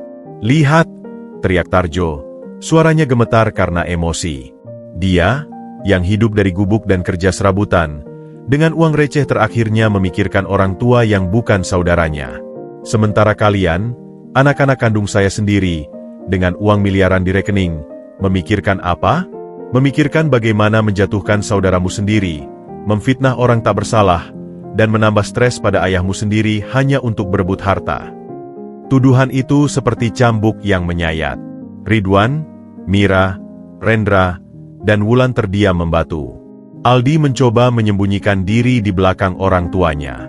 Tarjo maju selangkah, mendekat ke arah anak-anaknya. Racun itu bukan di kue ini. Racun itu ada di sini. Ia menunjuk ke dadanya, lalu menunjuk ke arah mereka satu persatu. Di hati kalian yang dipenuhi keserakahan, kecurigaan, dan kebencian. Kalian sudah menjadi monster yang siap memakan siapa saja, bahkan ayahmu sendiri, untuk sesuap kekayaan lebih. Keheningan yang mencekam menyelimuti taman. Bahkan burung-burung seakan berhenti berkicau. Tarjo menarik napas panjang, menahan gejolak di dadanya. Lalu, ia mengucapkan kalimat yang tak seorang pun menyangka. Aska, pemuda miskin yang kalian injak-injak harga dirinya ini, telah menunjukkan sesuatu yang sudah hilang dari keluarga kita selama bertahun-tahun. Empati, ketulusan, dan kepedulian tanpa pamrih. Maka, sebagai kepala keluarga, saya memutuskan. Ia berhenti sejenak, memastikan setiap kata yang akan diucapkan didengar dengan jelas. Jika kalian masih ingin diakui sebagai anak dan bagian dari keluarga Wijaya, jika kalian masih punya secuil rasa malu dan penyesalan di hati kalian yang sudah beku itu. Tarjo mengangkat tangannya, menunjuk ke arah Aska. Maka bersujudlah. Bersujud dan mohon ampunlah pada Aska. Bukan karena kekuasaan atau uangku, tapi sebagai pengakuan bahwa kalian salah, bahwa kebaikan sejati itu ada pada orang yang kalian rendahkan, dan sebagai tanda bahwa kalian masih bisa diajari tentang rasa manusia. Efek kalimat itu bagai petir di siang bolong. Ridwan terlihat seperti ditampar. Mira membuka mulutnya lebar-lebar, tak percaya. Rendra dan Wulan saling pandang dengan panik. Aldi mencibir, tapi bibirnya gemetar. Ayah, itu keterlaluan. Kami anak-anak ayah. Bersujud pada gelandangan, protes Mira histeris, gengsi dan kesombongannya tercabik-cabik. Justru karena kalian anak-anak sayalah saya minta ini. Balas Tarjo, tak bergeming. Agar kalian ingat bahwa di atas segala kekayaan dan status, ada harga diri orang lain yang tidak boleh kalian injak. Agar kalian belajar merendahkan hati yang sudah terlalu tinggi dan sombong. Pilihannya jelas, bersujud dan akui kesalahan kalian di sini, di depan semua orang, atau kalian tidak usah menganggap saya ayah lagi, dan kalian bisa pergi dengan harta kalian yang sudah kalian kumpulkan dengan menghalalkan segala cara. Ultimatum itu menggantung di udara, tajam dan tak terbantahkan. Seketika, perhitungan di otak Ridwan dan Mira berjalan kencang. Bersujud berarti kehilangan harga diri dan gengsi di depan umum, sebuah aib yang tak terhapuskan. Tapi menolak berarti kehilangan segalanya. Warisan yang jumlahnya miliaran, status sosial, bisnis, segala kemewahan yang mereka nikmati. Di mata mereka, angka-angka di rekening berbicara lebih keras daripada harga diri. Ridwan menatap ayahnya. Ia melihat keteguhan yang tak pernah ia lihat sebelumnya. Ini bukan ancaman kosong. Perlahan, dengan kaki yang terasa seperti timah, ia melangkah maju. Wajahnya memerah padam, matanya berkaca-kaca karena campuran malu, marah, dan penyesalan yang dipaksakan. Di depan Aska, ia berhenti. Aska, yang ketakutan dan bingung, mencoba bangkit. Tidak usah, Pak, tidak perlu. Tapi Ridwan sudah menekuk lututnya. Lalu, dengan gerakan yang kaku, ia membungkukkan badannya, hingga dahinya menyentuh tanah di depan kaki Aska. Sebuah sujud yang penuh kehinaan dan kepahitan. Maafkan saya, Aska. Suaranya terdengar seperti erangan, hampir tak terdengar. Melihat suaminya bersujud, Mira seperti kehilangan tulang punggungnya. Air mata kemarahan dan keputusasaan mengalir, merusak riasan wajahnya yang sempurna. Dengan gemetar, ia mengikuti, bersujud di samping suaminya, tapi tanpa mengucapkan sepatah kata pun. Rasa malunya begitu besar, hingga ia tak bisa bicara. Rendra dan Wulan, yang tadinya mungkin bisa mengambil posisi berbeda, sekarang terjebak. Jika mereka tidak ikut, mereka akan tampak sebagai anak durhaka yang menolak perintah ayah, dan bisa jadi dikeluarkan dari keluarga juga. Dengan wajah yang sama muramnya, mereka pun perlahan bersujud, menambah barisan keluarga kaya yang bersimpuh di tanah di depan pemuda miskin. Aldi adalah yang terakhir. Pemuda manja itu melihat orang tuanya, pamannya, dan bibinya bersujud. Dunianya hancur. Dengan wajah mendongkol dan mata penuh kebencian, ia akhirnya membungkuk dengan cepat, tidak sampai menyentuh tanah, lalu langsung berdiri lagi. Itu adalah penghinaan dalam penghinaan. Pemandangan itu sungguh di luar nalar. Di bawah pohon beringin yang teduh, di taman kompleks elit, keluarga konglomerat yang paling dihormati dan ditakuti, bersujud berbaris memohon maaf pada seorang pemuda penghuni gubuk. Banyak warga yang menyaksikan tak kuasa menahan haru, beberapa ibu-ibu menyeka air mata. Bu Siti, yang dari balik jendela melihat semuanya, akhirnya menangis terseduh-seduh, lega dan terharu. Aska sendiri seperti terbius. Ia melihat punggung-punggung orang yang beberapa jam lalu begitu angkuh dan keji, kini tertunduk di hadapannya. Ia tidak merasa menang atau puas. Justru, ia merasa sangat tidak nyaman dan kasihan. Dengan sigap, ia meraih lengan Ridwan dan Mira, berusaha mengangkat mereka. Bangun, silakan bangun. Saya maafkan. Saya sudah maafkan dari tadi. Kata-kata itu keluar dari lubuk hatinya yang paling dalam. Ia tidak ingin balas dendam, ia hanya ingin ketenangan. Tarjo menyaksikan semuanya dengan perasaan pilu. Ia mencapai tujuannya, tapi kemenangan ini terasa pahit. Ia telah mempermalukan anak-anaknya secara terbuka, tapi itu satu-satunya cara untuk menyadarkan mereka, sekaligus membersihkan nama Aska sepenuhnya. "Bangunlah," kata Tarjo akhirnya. Suaranya sudah lelah. "Ingatlah malu yang kalian rasakan hari ini. Jangan sampai itu berasal dari kesalahan yang sama untuk kedua kalinya." Satu persatu, mereka bangkit. Wajah-wajah mereka tak lagi angkuh, hanya hampa, malu, dan kosong.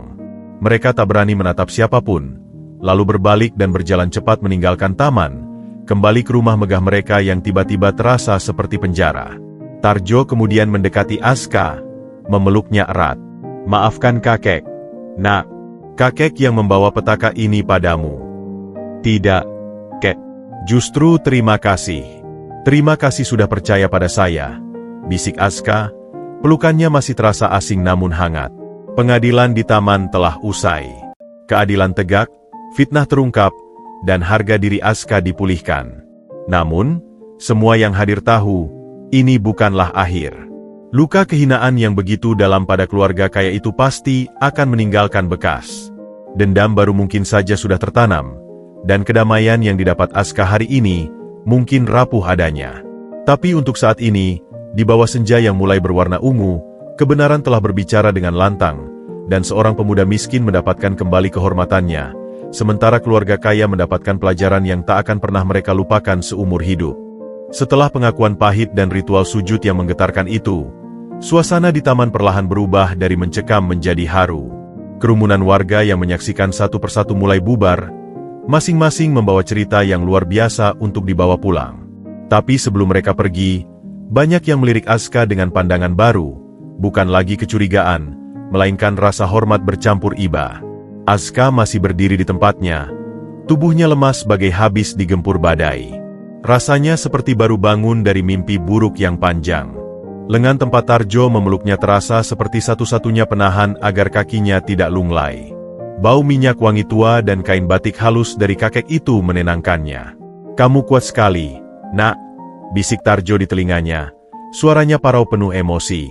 "Lebih kuat dari siapapun di keluarga saya." Aska hanya bisa menggeleng pelan.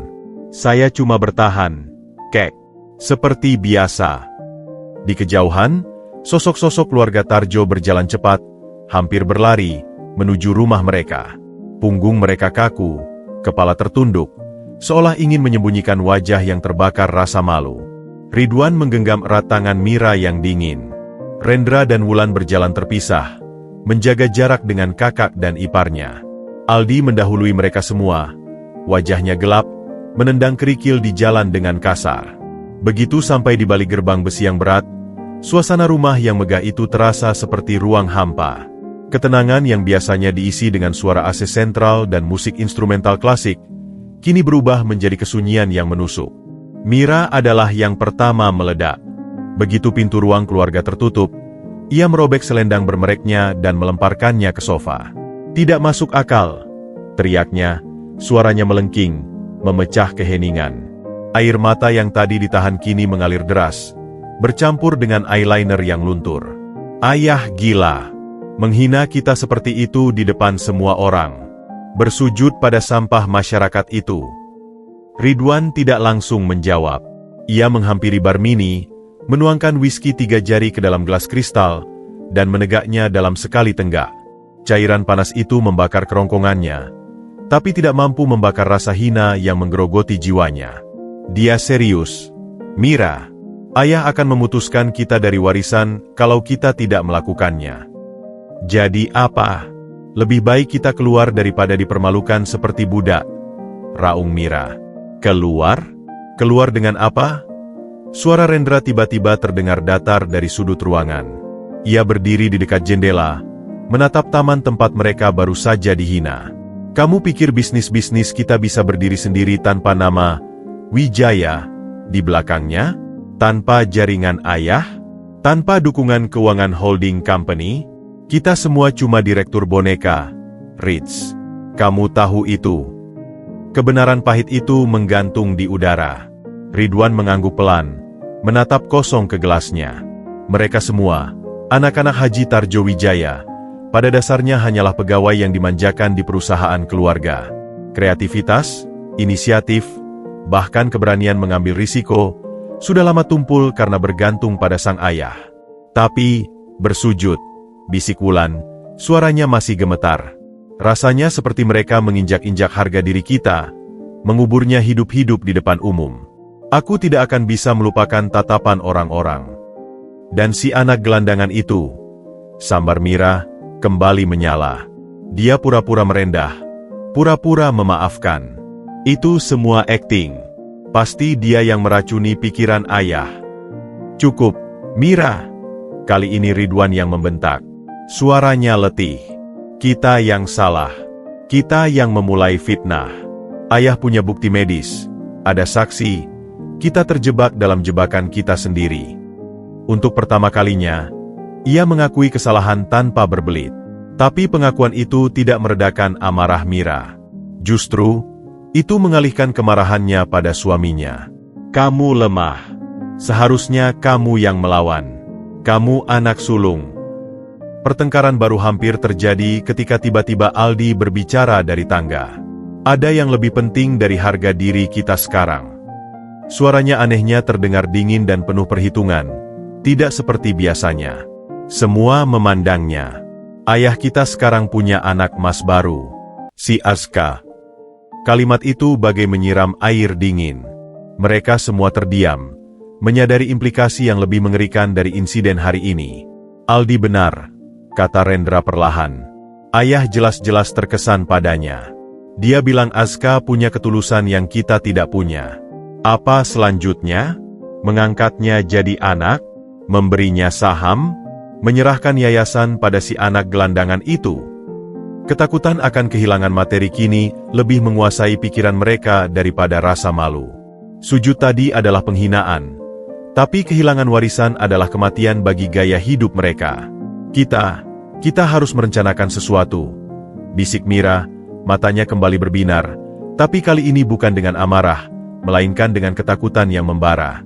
Kita tidak bisa membiarkan orang asing itu mengambil apa yang menjadi hak kita. Sementara di rumah besar itu ketakutan dan dendam mulai menyusun strategi baru. Di taman, Tarjo masih bersama Azka. Mereka tidak akan berhenti hari ini. Nak, kata Tarjo, duduk di bangku di sebelah Azka. Rasa malu bisa mengubah orang menjadi lebih baik, atau menjadi lebih licik. Saya tidak ingin masalah, Kek, jawab Azka jujur. Saya cuma ingin hidup tenang. Cukup kerja, cukup makan, ingat ibu. Tarjo menatapnya lama.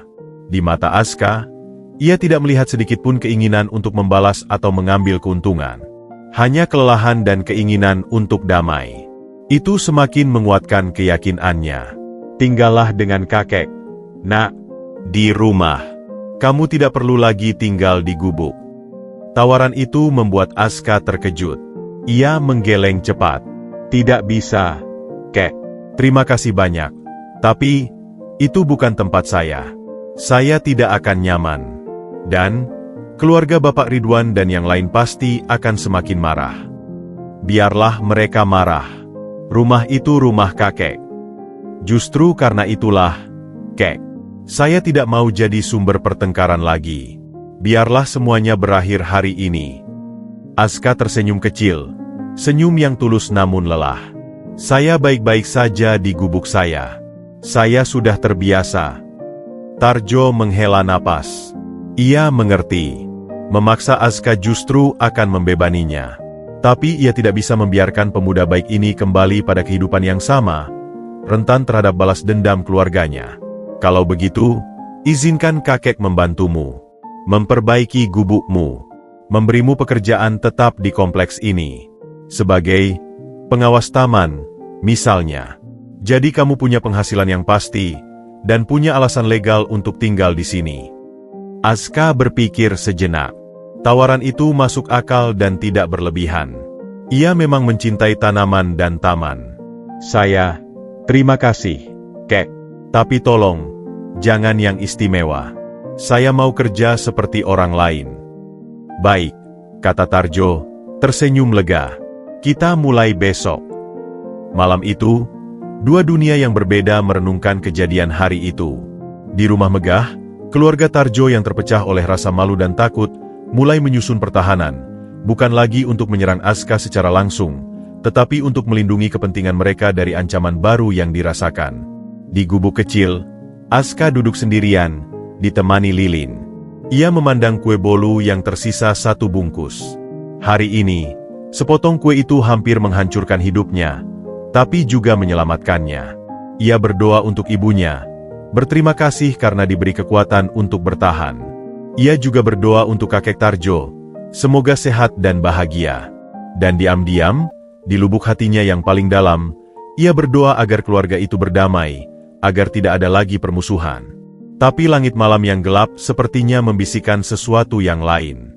Sujud di taman bukanlah akhir, melainkan awal dari babak baru yang lebih rumit. Keangkuhan telah dipatahkan, tapi akar keserakahan dan kecurigaan masih tertanam sangat dalam, menunggu waktu yang tepat untuk bertunas kembali, mungkin dalam bentuk yang lebih berbahaya. Dan Aska, dengan ketulusannya yang polos, masih berada di tengah-tengah medan pertempuran itu, meski ia sangat ingin keluar. Minggu-minggu setelah insiden di taman berlalu dengan perubahan yang nyata, seperti udara segar setelah badai. Gubuk Aska, yang dulu hanya bertumpu pada papan lapuk dan harapan, kini berdiri lebih kokoh. Atap seng karatan telah diganti dengan genteng tanah liat baru, dinding triplek yang bolong diganti dengan kayu kelapa yang dipasang rapi, dan lantai tanahnya kini dilapisi ubin sederhana namun bersih. Sebuah jendela kecil dipasang, memungkinkan cahaya matahari pagi menerangi interior yang sekarang terdiri dari dipan kayu, meja kecil, dan rak untuk buku-buku bekas yang diberikan Tarjo. Bahkan ada listrik resmi yang disambungkan, dengan sebuah lampu neon yang tidak lagi berkedip-kedip. Ini semua adalah hasil dari proyek perbaikan yang dibiayai Tarjo dan dikerjakan oleh tukang yang diupah, dengan Aska sebagai asisten yang antusias mempelajari setiap keterampilan baru. Pekerjaan barunya sebagai asisten pengawas taman dan lingkungan kompleks juga telah dimulai. Ia mendapat seragam kerja sederhana berwarna hijau, kartu identitas, dan gaji bulanan yang bagi orang lain mungkin pas-pasan, tapi baginya adalah kekayaan yang belum pernah ia rasakan. Tugasnya memantau kebersihan taman, membantu tukang kebun merawat tanaman, dan melaporkan kerusakan fasilitas umum. Ia melakukannya dengan penuh dedikasi. Pagi-pagi, ia sudah terlihat menyapu jalan setapak, menyiram bunga, atau memangkas ranting yang mengganggu.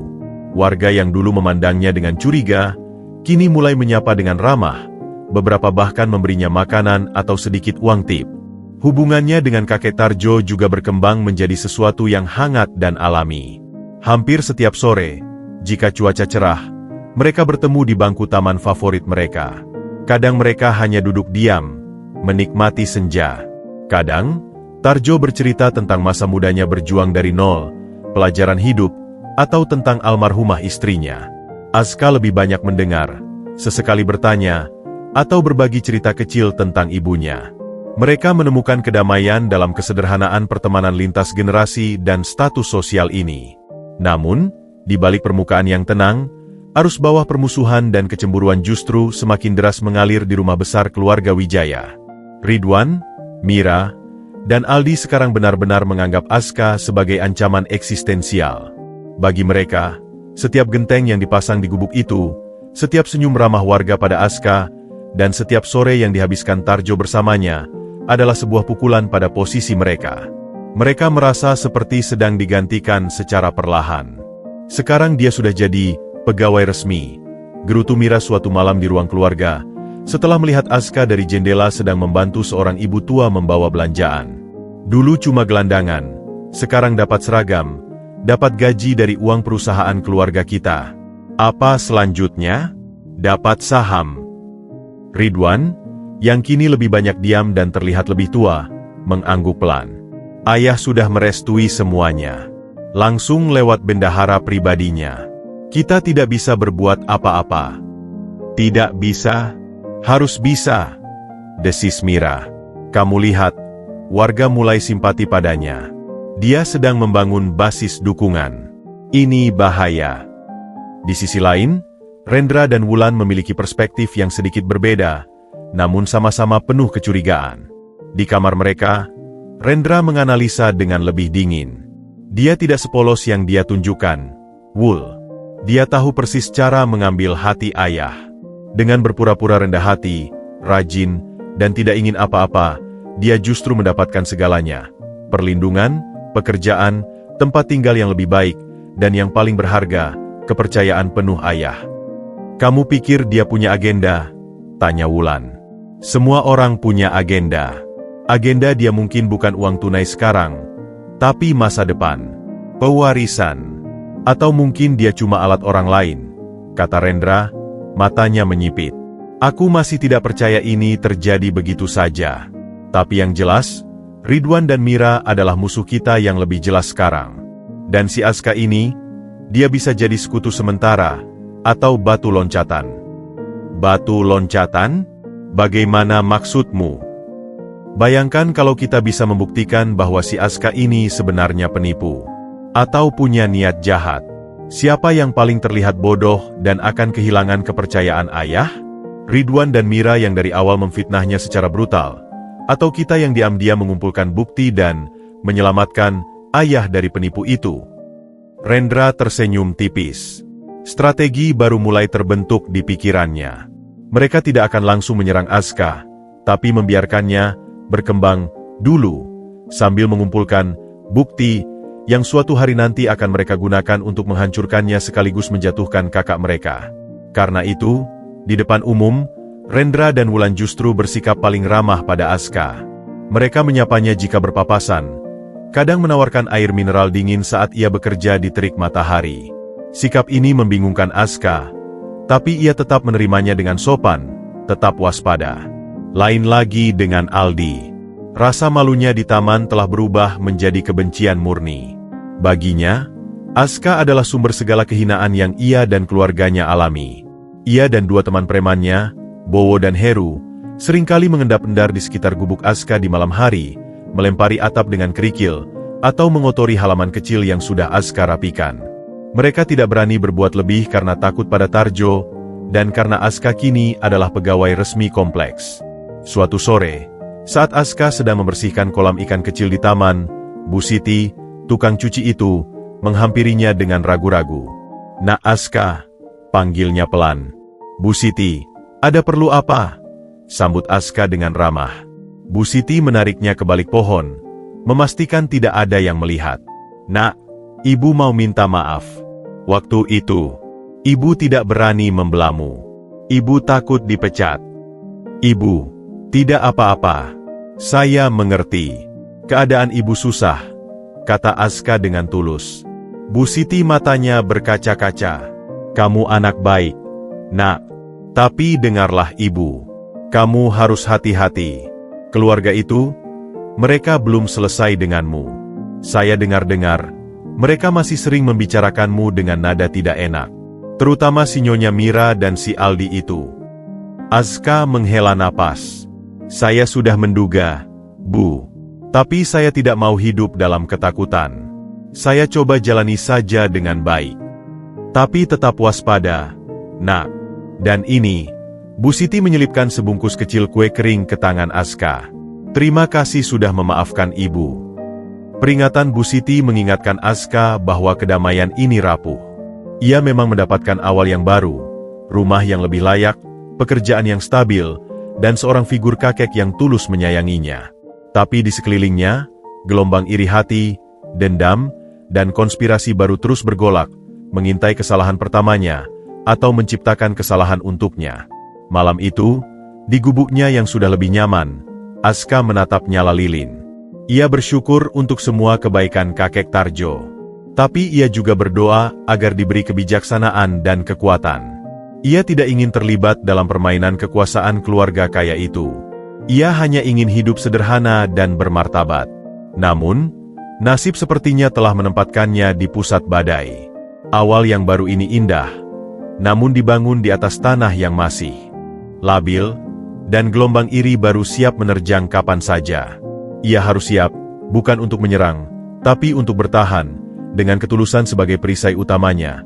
Perisai yang di mata musuh-musuhnya, mungkin justru dianggap sebagai titik lemah yang suatu hari nanti akan mereka serang dengan segala cara. 2 bulan telah berlalu sejak pengadilan di taman. Musim kemarau membuat udara terasa lebih terik, tetapi bagi Aska, hidup terasa lebih terang. Rutinitasnya sebagai asisten taman memberinya kepuasan tersendiri. Ia bahkan mulai belajar merawat tanaman hias dari buku-buku bekas pemberian Tarjo. Gubuknya yang diperbaiki telah berubah menjadi tempat yang benar-benar ia sebut rumah, dengan pot-pot kecil berisi kucai dan seledri di jendela.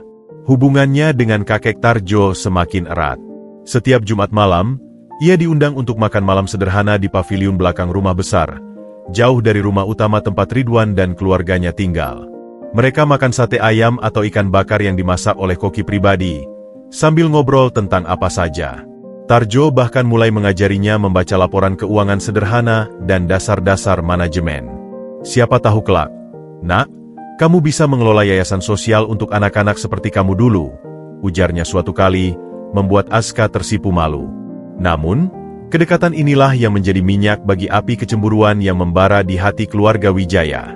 Rencana jahat Rendra dan Wulan mulai matang. Mereka tidak lagi hanya mengamati. Suatu siang, di sebuah kafe mewah jauh dari kompleks, Rendra bertemu dengan Aldi. Keponakannya itu awalnya enggan, masih dendam pada Aska dan ingin bertindak langsung dan kasar. "Kamu mau main kasar, Ald? Bisa. Tapi konsekuensinya besar.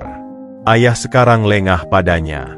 Kalau kamu sakiti dia langsung, kamu yang akan disingkirkan ayah," bujuk Rendra, menyeruput espressonya. "Kita harus lebih pintar. Hancurkan reputasinya.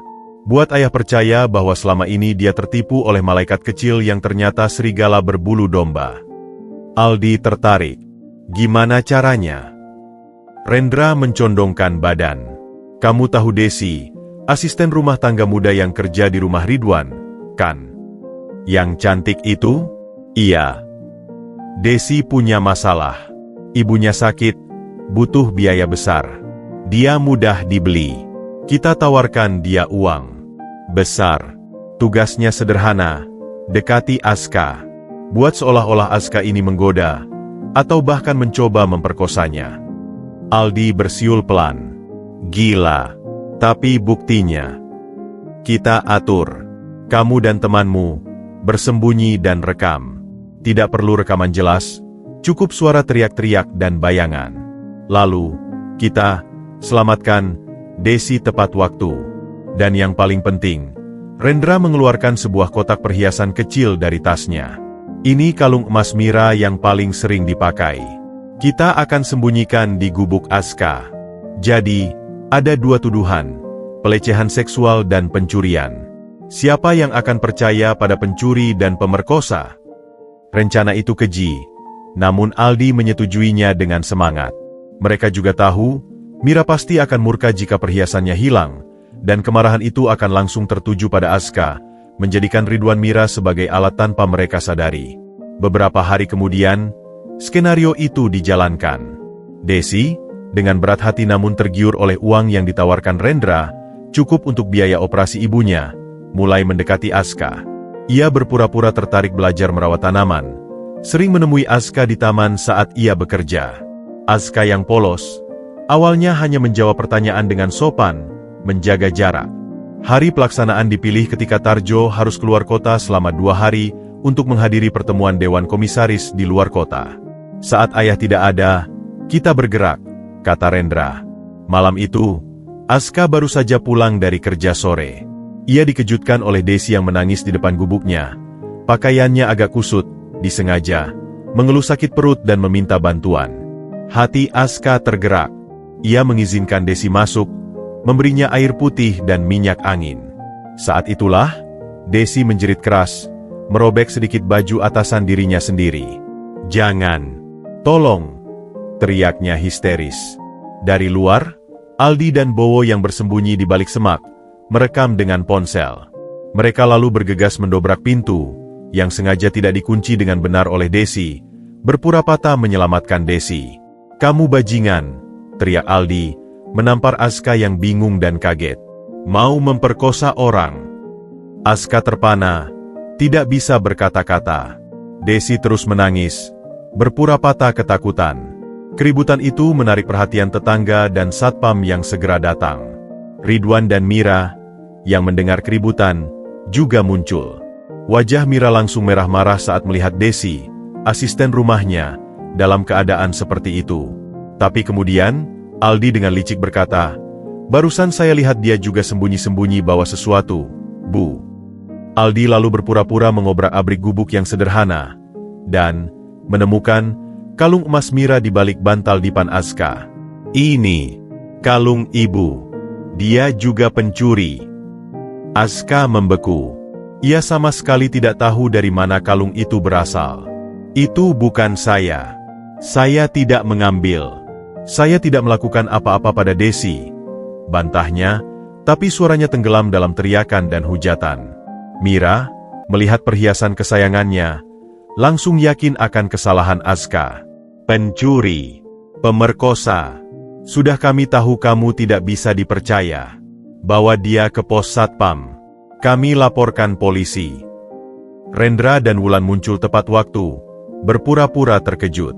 "Astaga, tidak menyangka dia sejahat ini," kata Wulan, memeluk Desi yang pura-pura terseduh-seduh. Aska dibawa dengan kasar ke pos Satpam kompleks, untuk kedua kalinya dalam hidupnya. Tapi kali ini, tuduhannya jauh lebih berat dan mematikan, pelecehan seksual dan pencurian. Bukti nyata ada, saksi mata, Aldi dan Bowo, korban, Desi, dan barang bukti, kalung. Narasi itu sempurna. Pemuda miskin yang merasa sudah dapat perlindungan, mulai menunjukkan niat aslinya yang bejat. Di pos Satpam, Aska dikurung di sebuah ruangan kecil. Ia merasa dunia benar-benar runtuh. Tuduhan kali ini bisa menghancurkannya selamanya, bahkan memenjarakannya. Air matanya menetes, tapi bukan air mata ketakutan, melainkan kepedihan yang mendalam karena dikhianati dan difitnah dengan cara yang begitu keji. Namun, ada sesuatu yang berbeda dari Aska yang 2 bulan lalu. Pengalaman pertama telah mengajarkannya untuk tidak hanya pasrah. Pikirannya bekerja cepat. Ia teringat sesuatu. Beberapa hari yang lalu, saat Desi mendekatinya, ia merasa ada yang aneh. Sebagai bentuk kehati-hatian, ia secara diam-diam telah mengaktifkan fitur perekam suara sederhana di ponsel murahnya, pemberian Tarjo untuk keperluan kerja, setiap kali ada interaksi yang mencurigakan. Ia menyembunyikan ponsel itu di saku seragamnya. Dan malam tadi, saat keributan terjadi, jarinya secara refleksi menekan tombol rekam lagi. Di ruang tahanan yang gelap, dengan hati berdebar, ia mendengarkan rekaman terakhir itu. Suaranya jelas, suara Desi meminta tolong, lalu suara jeritan pura-pura, lalu suara Aldi meneriaki dan suara pintu didobrak. Tidak ada satupun kata atau suara yang menunjukkan Aska melakukan pelecehan. Malah, terdengar suara Aska yang bingung bertanya, "Kenapa? Saya tidak apa-apa." Ini bukan bukti yang sempurna, tapi ini awal. Aska juga ingat, saat Aldi menemukan kalung, ada satu detail. Aldi langsung menuju ke balik bantal tanpa ragu, seolah tahu persis di mana barang itu disembunyikan. Dan Desi, matanya tidak pernah benar-benar bertemu dengan Aska saat menuduh. Ia terlihat sangat bersalah. Aska menarik napas dalam-dalam. Kali ini, ia tidak akan diam. Ia akan melawan. Tapi ia harus cerdik. Fitnah ini dirancang rapi. Ia perlu membongkarnya dari dalam. Dan mungkin, satu-satunya orang yang bisa membantunya adalah orang yang justru menjadi target empuk dalam konspirasi ini, Ridwan dan Mira sendiri. Karena merekalah yang paling dirugikan langsung, melalui kehilangan perhiasan dan pelecehan pada asisten mereka, dan kemarahan mereka bisa dialihkan jika mereka tahu bahwa mereka sebenarnya sedang dimanfaatkan. Malam itu, saat semua orang percaya Aska sudah terjebak, di balik jeruji kecil jendela pos Satpam, pemuda miskin itu menatap langit berbintang dengan tekad baru di matanya. Konspirasi kedua ini lebih berbahaya, tapi Aska bukan lagi orang yang sama. Dia telah belajar bahwa dalam pertempuran melawan kebohongan, kebenaran saja tidak cukup. Ia butuh strategi, butuh bukti, dan butuh keberanian untuk membongkar permainan kotor yang menjadikannya korban untuk kedua kalinya. Pertarungan untuk membersihkan namanya, sekali lagi, telah dimulai, dan kali ini, taruhannya jauh lebih tinggi. Malam itu terasa panjang tak berujung di ruang tahanan pos Satpam. Aska tidak tidur. Pikirannya bekerja dengan cepat, memutar setiap detail kejadian, setiap ekspresi wajah, setiap celah dalam sandiwara keji itu. Rekaman di ponselnya adalah senjata utama, Tapi ia tahu, ia harus menggunakannya dengan tepat. Langsung menyerang dengan rekaman itu bisa membuat para konspirator menghancurkannya atau mendesaknya menghapusnya. Ia butuh saksi yang tak terbantahkan. Pagi-pagi, sebelum siapapun datang, Aska memanggil satpam yang berjaga. Bukan Pak Soleh yang sudah jelas berada di pihak Ridwan, tapi seorang satpam muda yang baru, Pak Yadi, yang pernah ia bantu mencari anjingnya yang hilang. "Pak Yadi, tolong saya," bisik Aska melalui jeruji. "Saya tidak bersalah. Ini semua rekayasa. Saya butuh bantuan Bapak menyampaikan sesuatu pada Bapak Tarjo." Pak Yadi ragu. Ia takut pada atasan, tapi ia juga melihat ketulusan Aska selama ini. "Saya tidak bisa banyak, Aska. Tapi saya bisa kasih kamu kertas dan pulpen. Tulis apa yang mau kamu sampaikan." Itulah yang Aska butuhkan. Dengan cepat, ia menulis surat singkat kepada kakek Tarjo. Ia menjelaskan dengan gamblang kecurigaannya, detail tentang Aldi yang langsung menuju balik bantal, tentang Desi yang tidak pernah ia sakiti, dan yang paling penting, ia meminta kakek Tarjo untuk memeriksa dua hal. Pertama, rekaman CCTV di sekitar taman dan jalan menuju gubuk pada malam kejadian. Tarjo pernah memasang beberapa kamera keamanan setelah insiden pertama.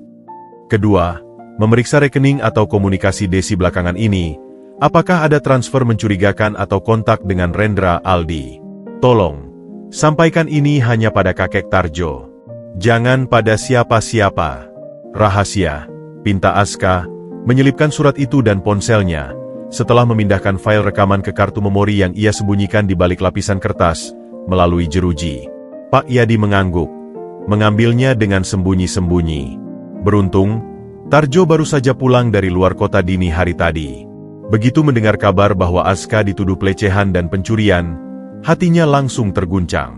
Tapi pengalaman sebelumnya membuatnya lebih hati-hati. Ia tidak langsung marah. Ketika Pak Yadi menyampaikan surat dan ponsel itu secara diam-diam, Tarjo segera bertindak. Dengan wibawanya, ia meminta Kepala Satpam, Pak Soleh, untuk mengakses semua rekaman CCTV di sekitar area kejadian pada rentang waktu yang disebutkan Aska. Awalnya Pak Soleh berkelit, tapi di bawah tekanan Tarjo, ia terpaksa menuruti. Rekaman itu mengungkapkan sesuatu yang menarik. Beberapa jam sebelum kejadian, terlihat Aldi dan Bowo bersembunyi di balik semak dekat gubuk Aska. Lalu, terlihat Desi mendekati gubuk dengan langkah tegas, bukan seperti orang yang terancam. Yang paling penting, tidak ada rekaman Aska yang berbuat kasar, hanya terlihat Desi masuk, lalu beberapa menit kemudian Aldi dan Bowo mendobrak pintu. Selain itu, Tarjo meminta orang kepercayaannya untuk menyelidiki transaksi keuangan Desi. Dengan sedikit bantuan, ditemukan bahwa 3 hari sebelumnya, ada transfer uang cukup besar ke rekening Desi dari sebuah rekening atas nama perusahaan Dumi yang ternyata terhubung dengan salah satu anak perusahaan milik Rendra.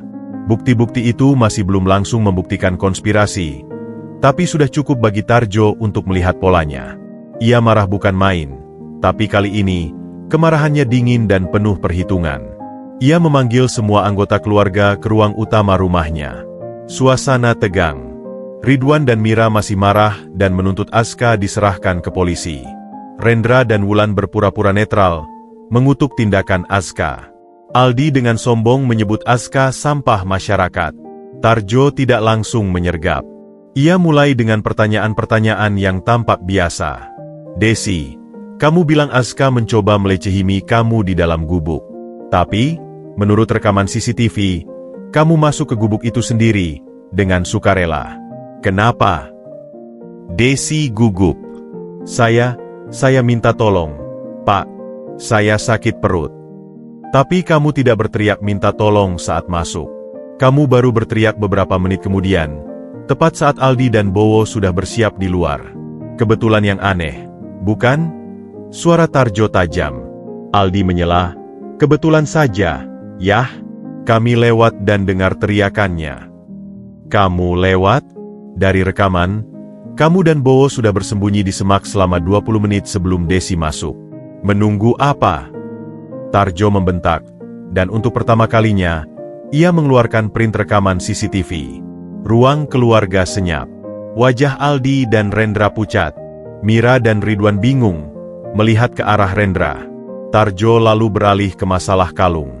"Mira, kamu kapan terakhir kali pakai kalung itu?" 3 hari lalu, Ayah. Lalu saya simpan di lemari saya, jawab Mira. Dan lemari kamu ada di mana? Di kamar tidurmu di lantai 2, yang selalu terkunci. Bagaimana Aska, yang bahkan tidak pernah masuk rumah utama kita, bisa mencurinya? Apakah dia punya kunci? Atau... Tarjo menatap Rendra dan Aldi bergantian. Ada orang dalam yang mengambilnya untuk dijadikan alat.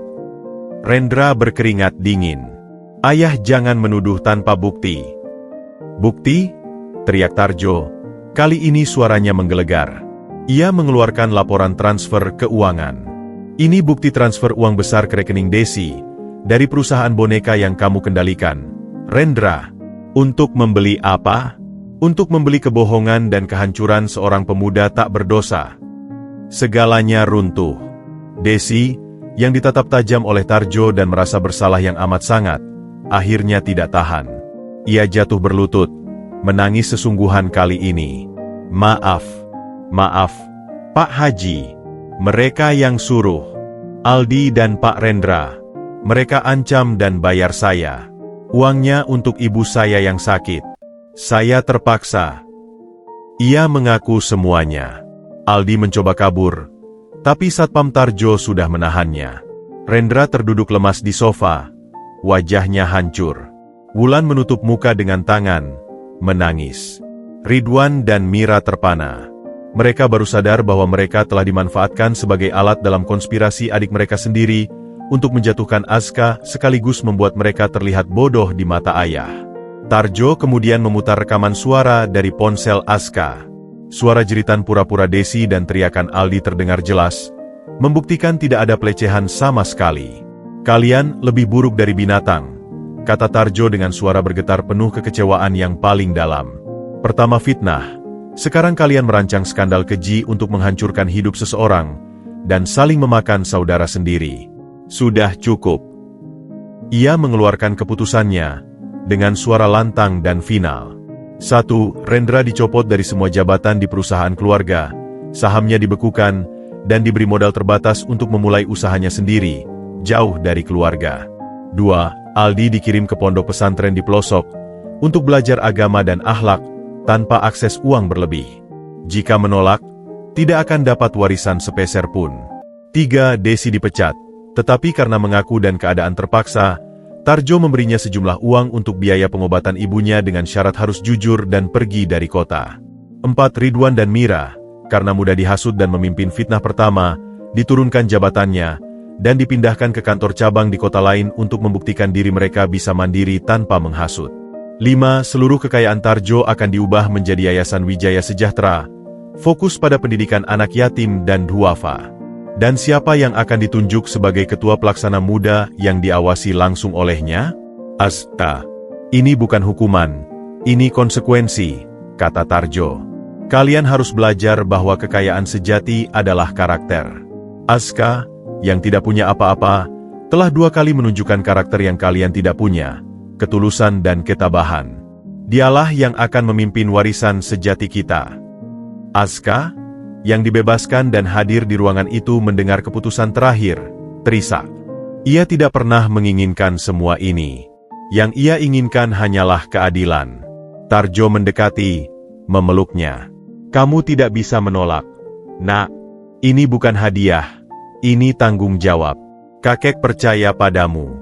Dan kakek akan di sampingmu untuk membimbing. Rendra, Ridwan, dan keluarga mereka tidak bisa berkata-kata. Mereka kalah total. Bukan oleh Aska, tapi oleh keserakahan dan kejahatan mereka sendiri. 2 tahun kemudian, gubuk Aska masih ada, tapi sekarang berfungsi sebagai perpustakaan mini dan pos baca untuk anak-anak kompleks dan sekitarnya. Di sebelahnya, berdiri sebuah ruang belajar sederhana yang ramai setiap sore dengan anak-anak yang belajar gratis dibimbing oleh relawan. Aska, kini berusia 24 tahun, dengan bimbingan ketat Tarjo dan para profesional yang direkrut, telah tumbuh menjadi pengelola yayasan yang kompeten dan rendah hati. Ia mengambil kuliah kelas karyawan di bidang manajemen.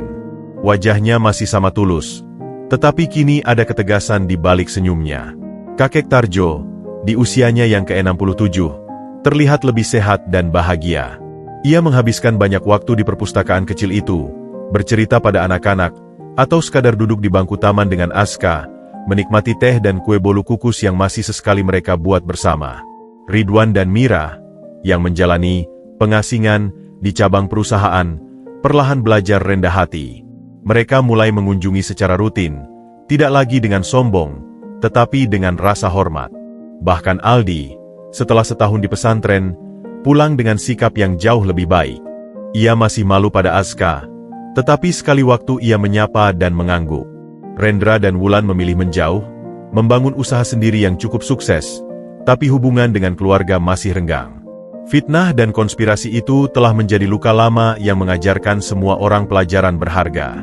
Kemenangan Aska bukanlah kemenangan atas mereka, melainkan kemenangan kebaikan atas kejahatan, ketulusan atas kepalsuan. Ia tidak pernah membalas dendam.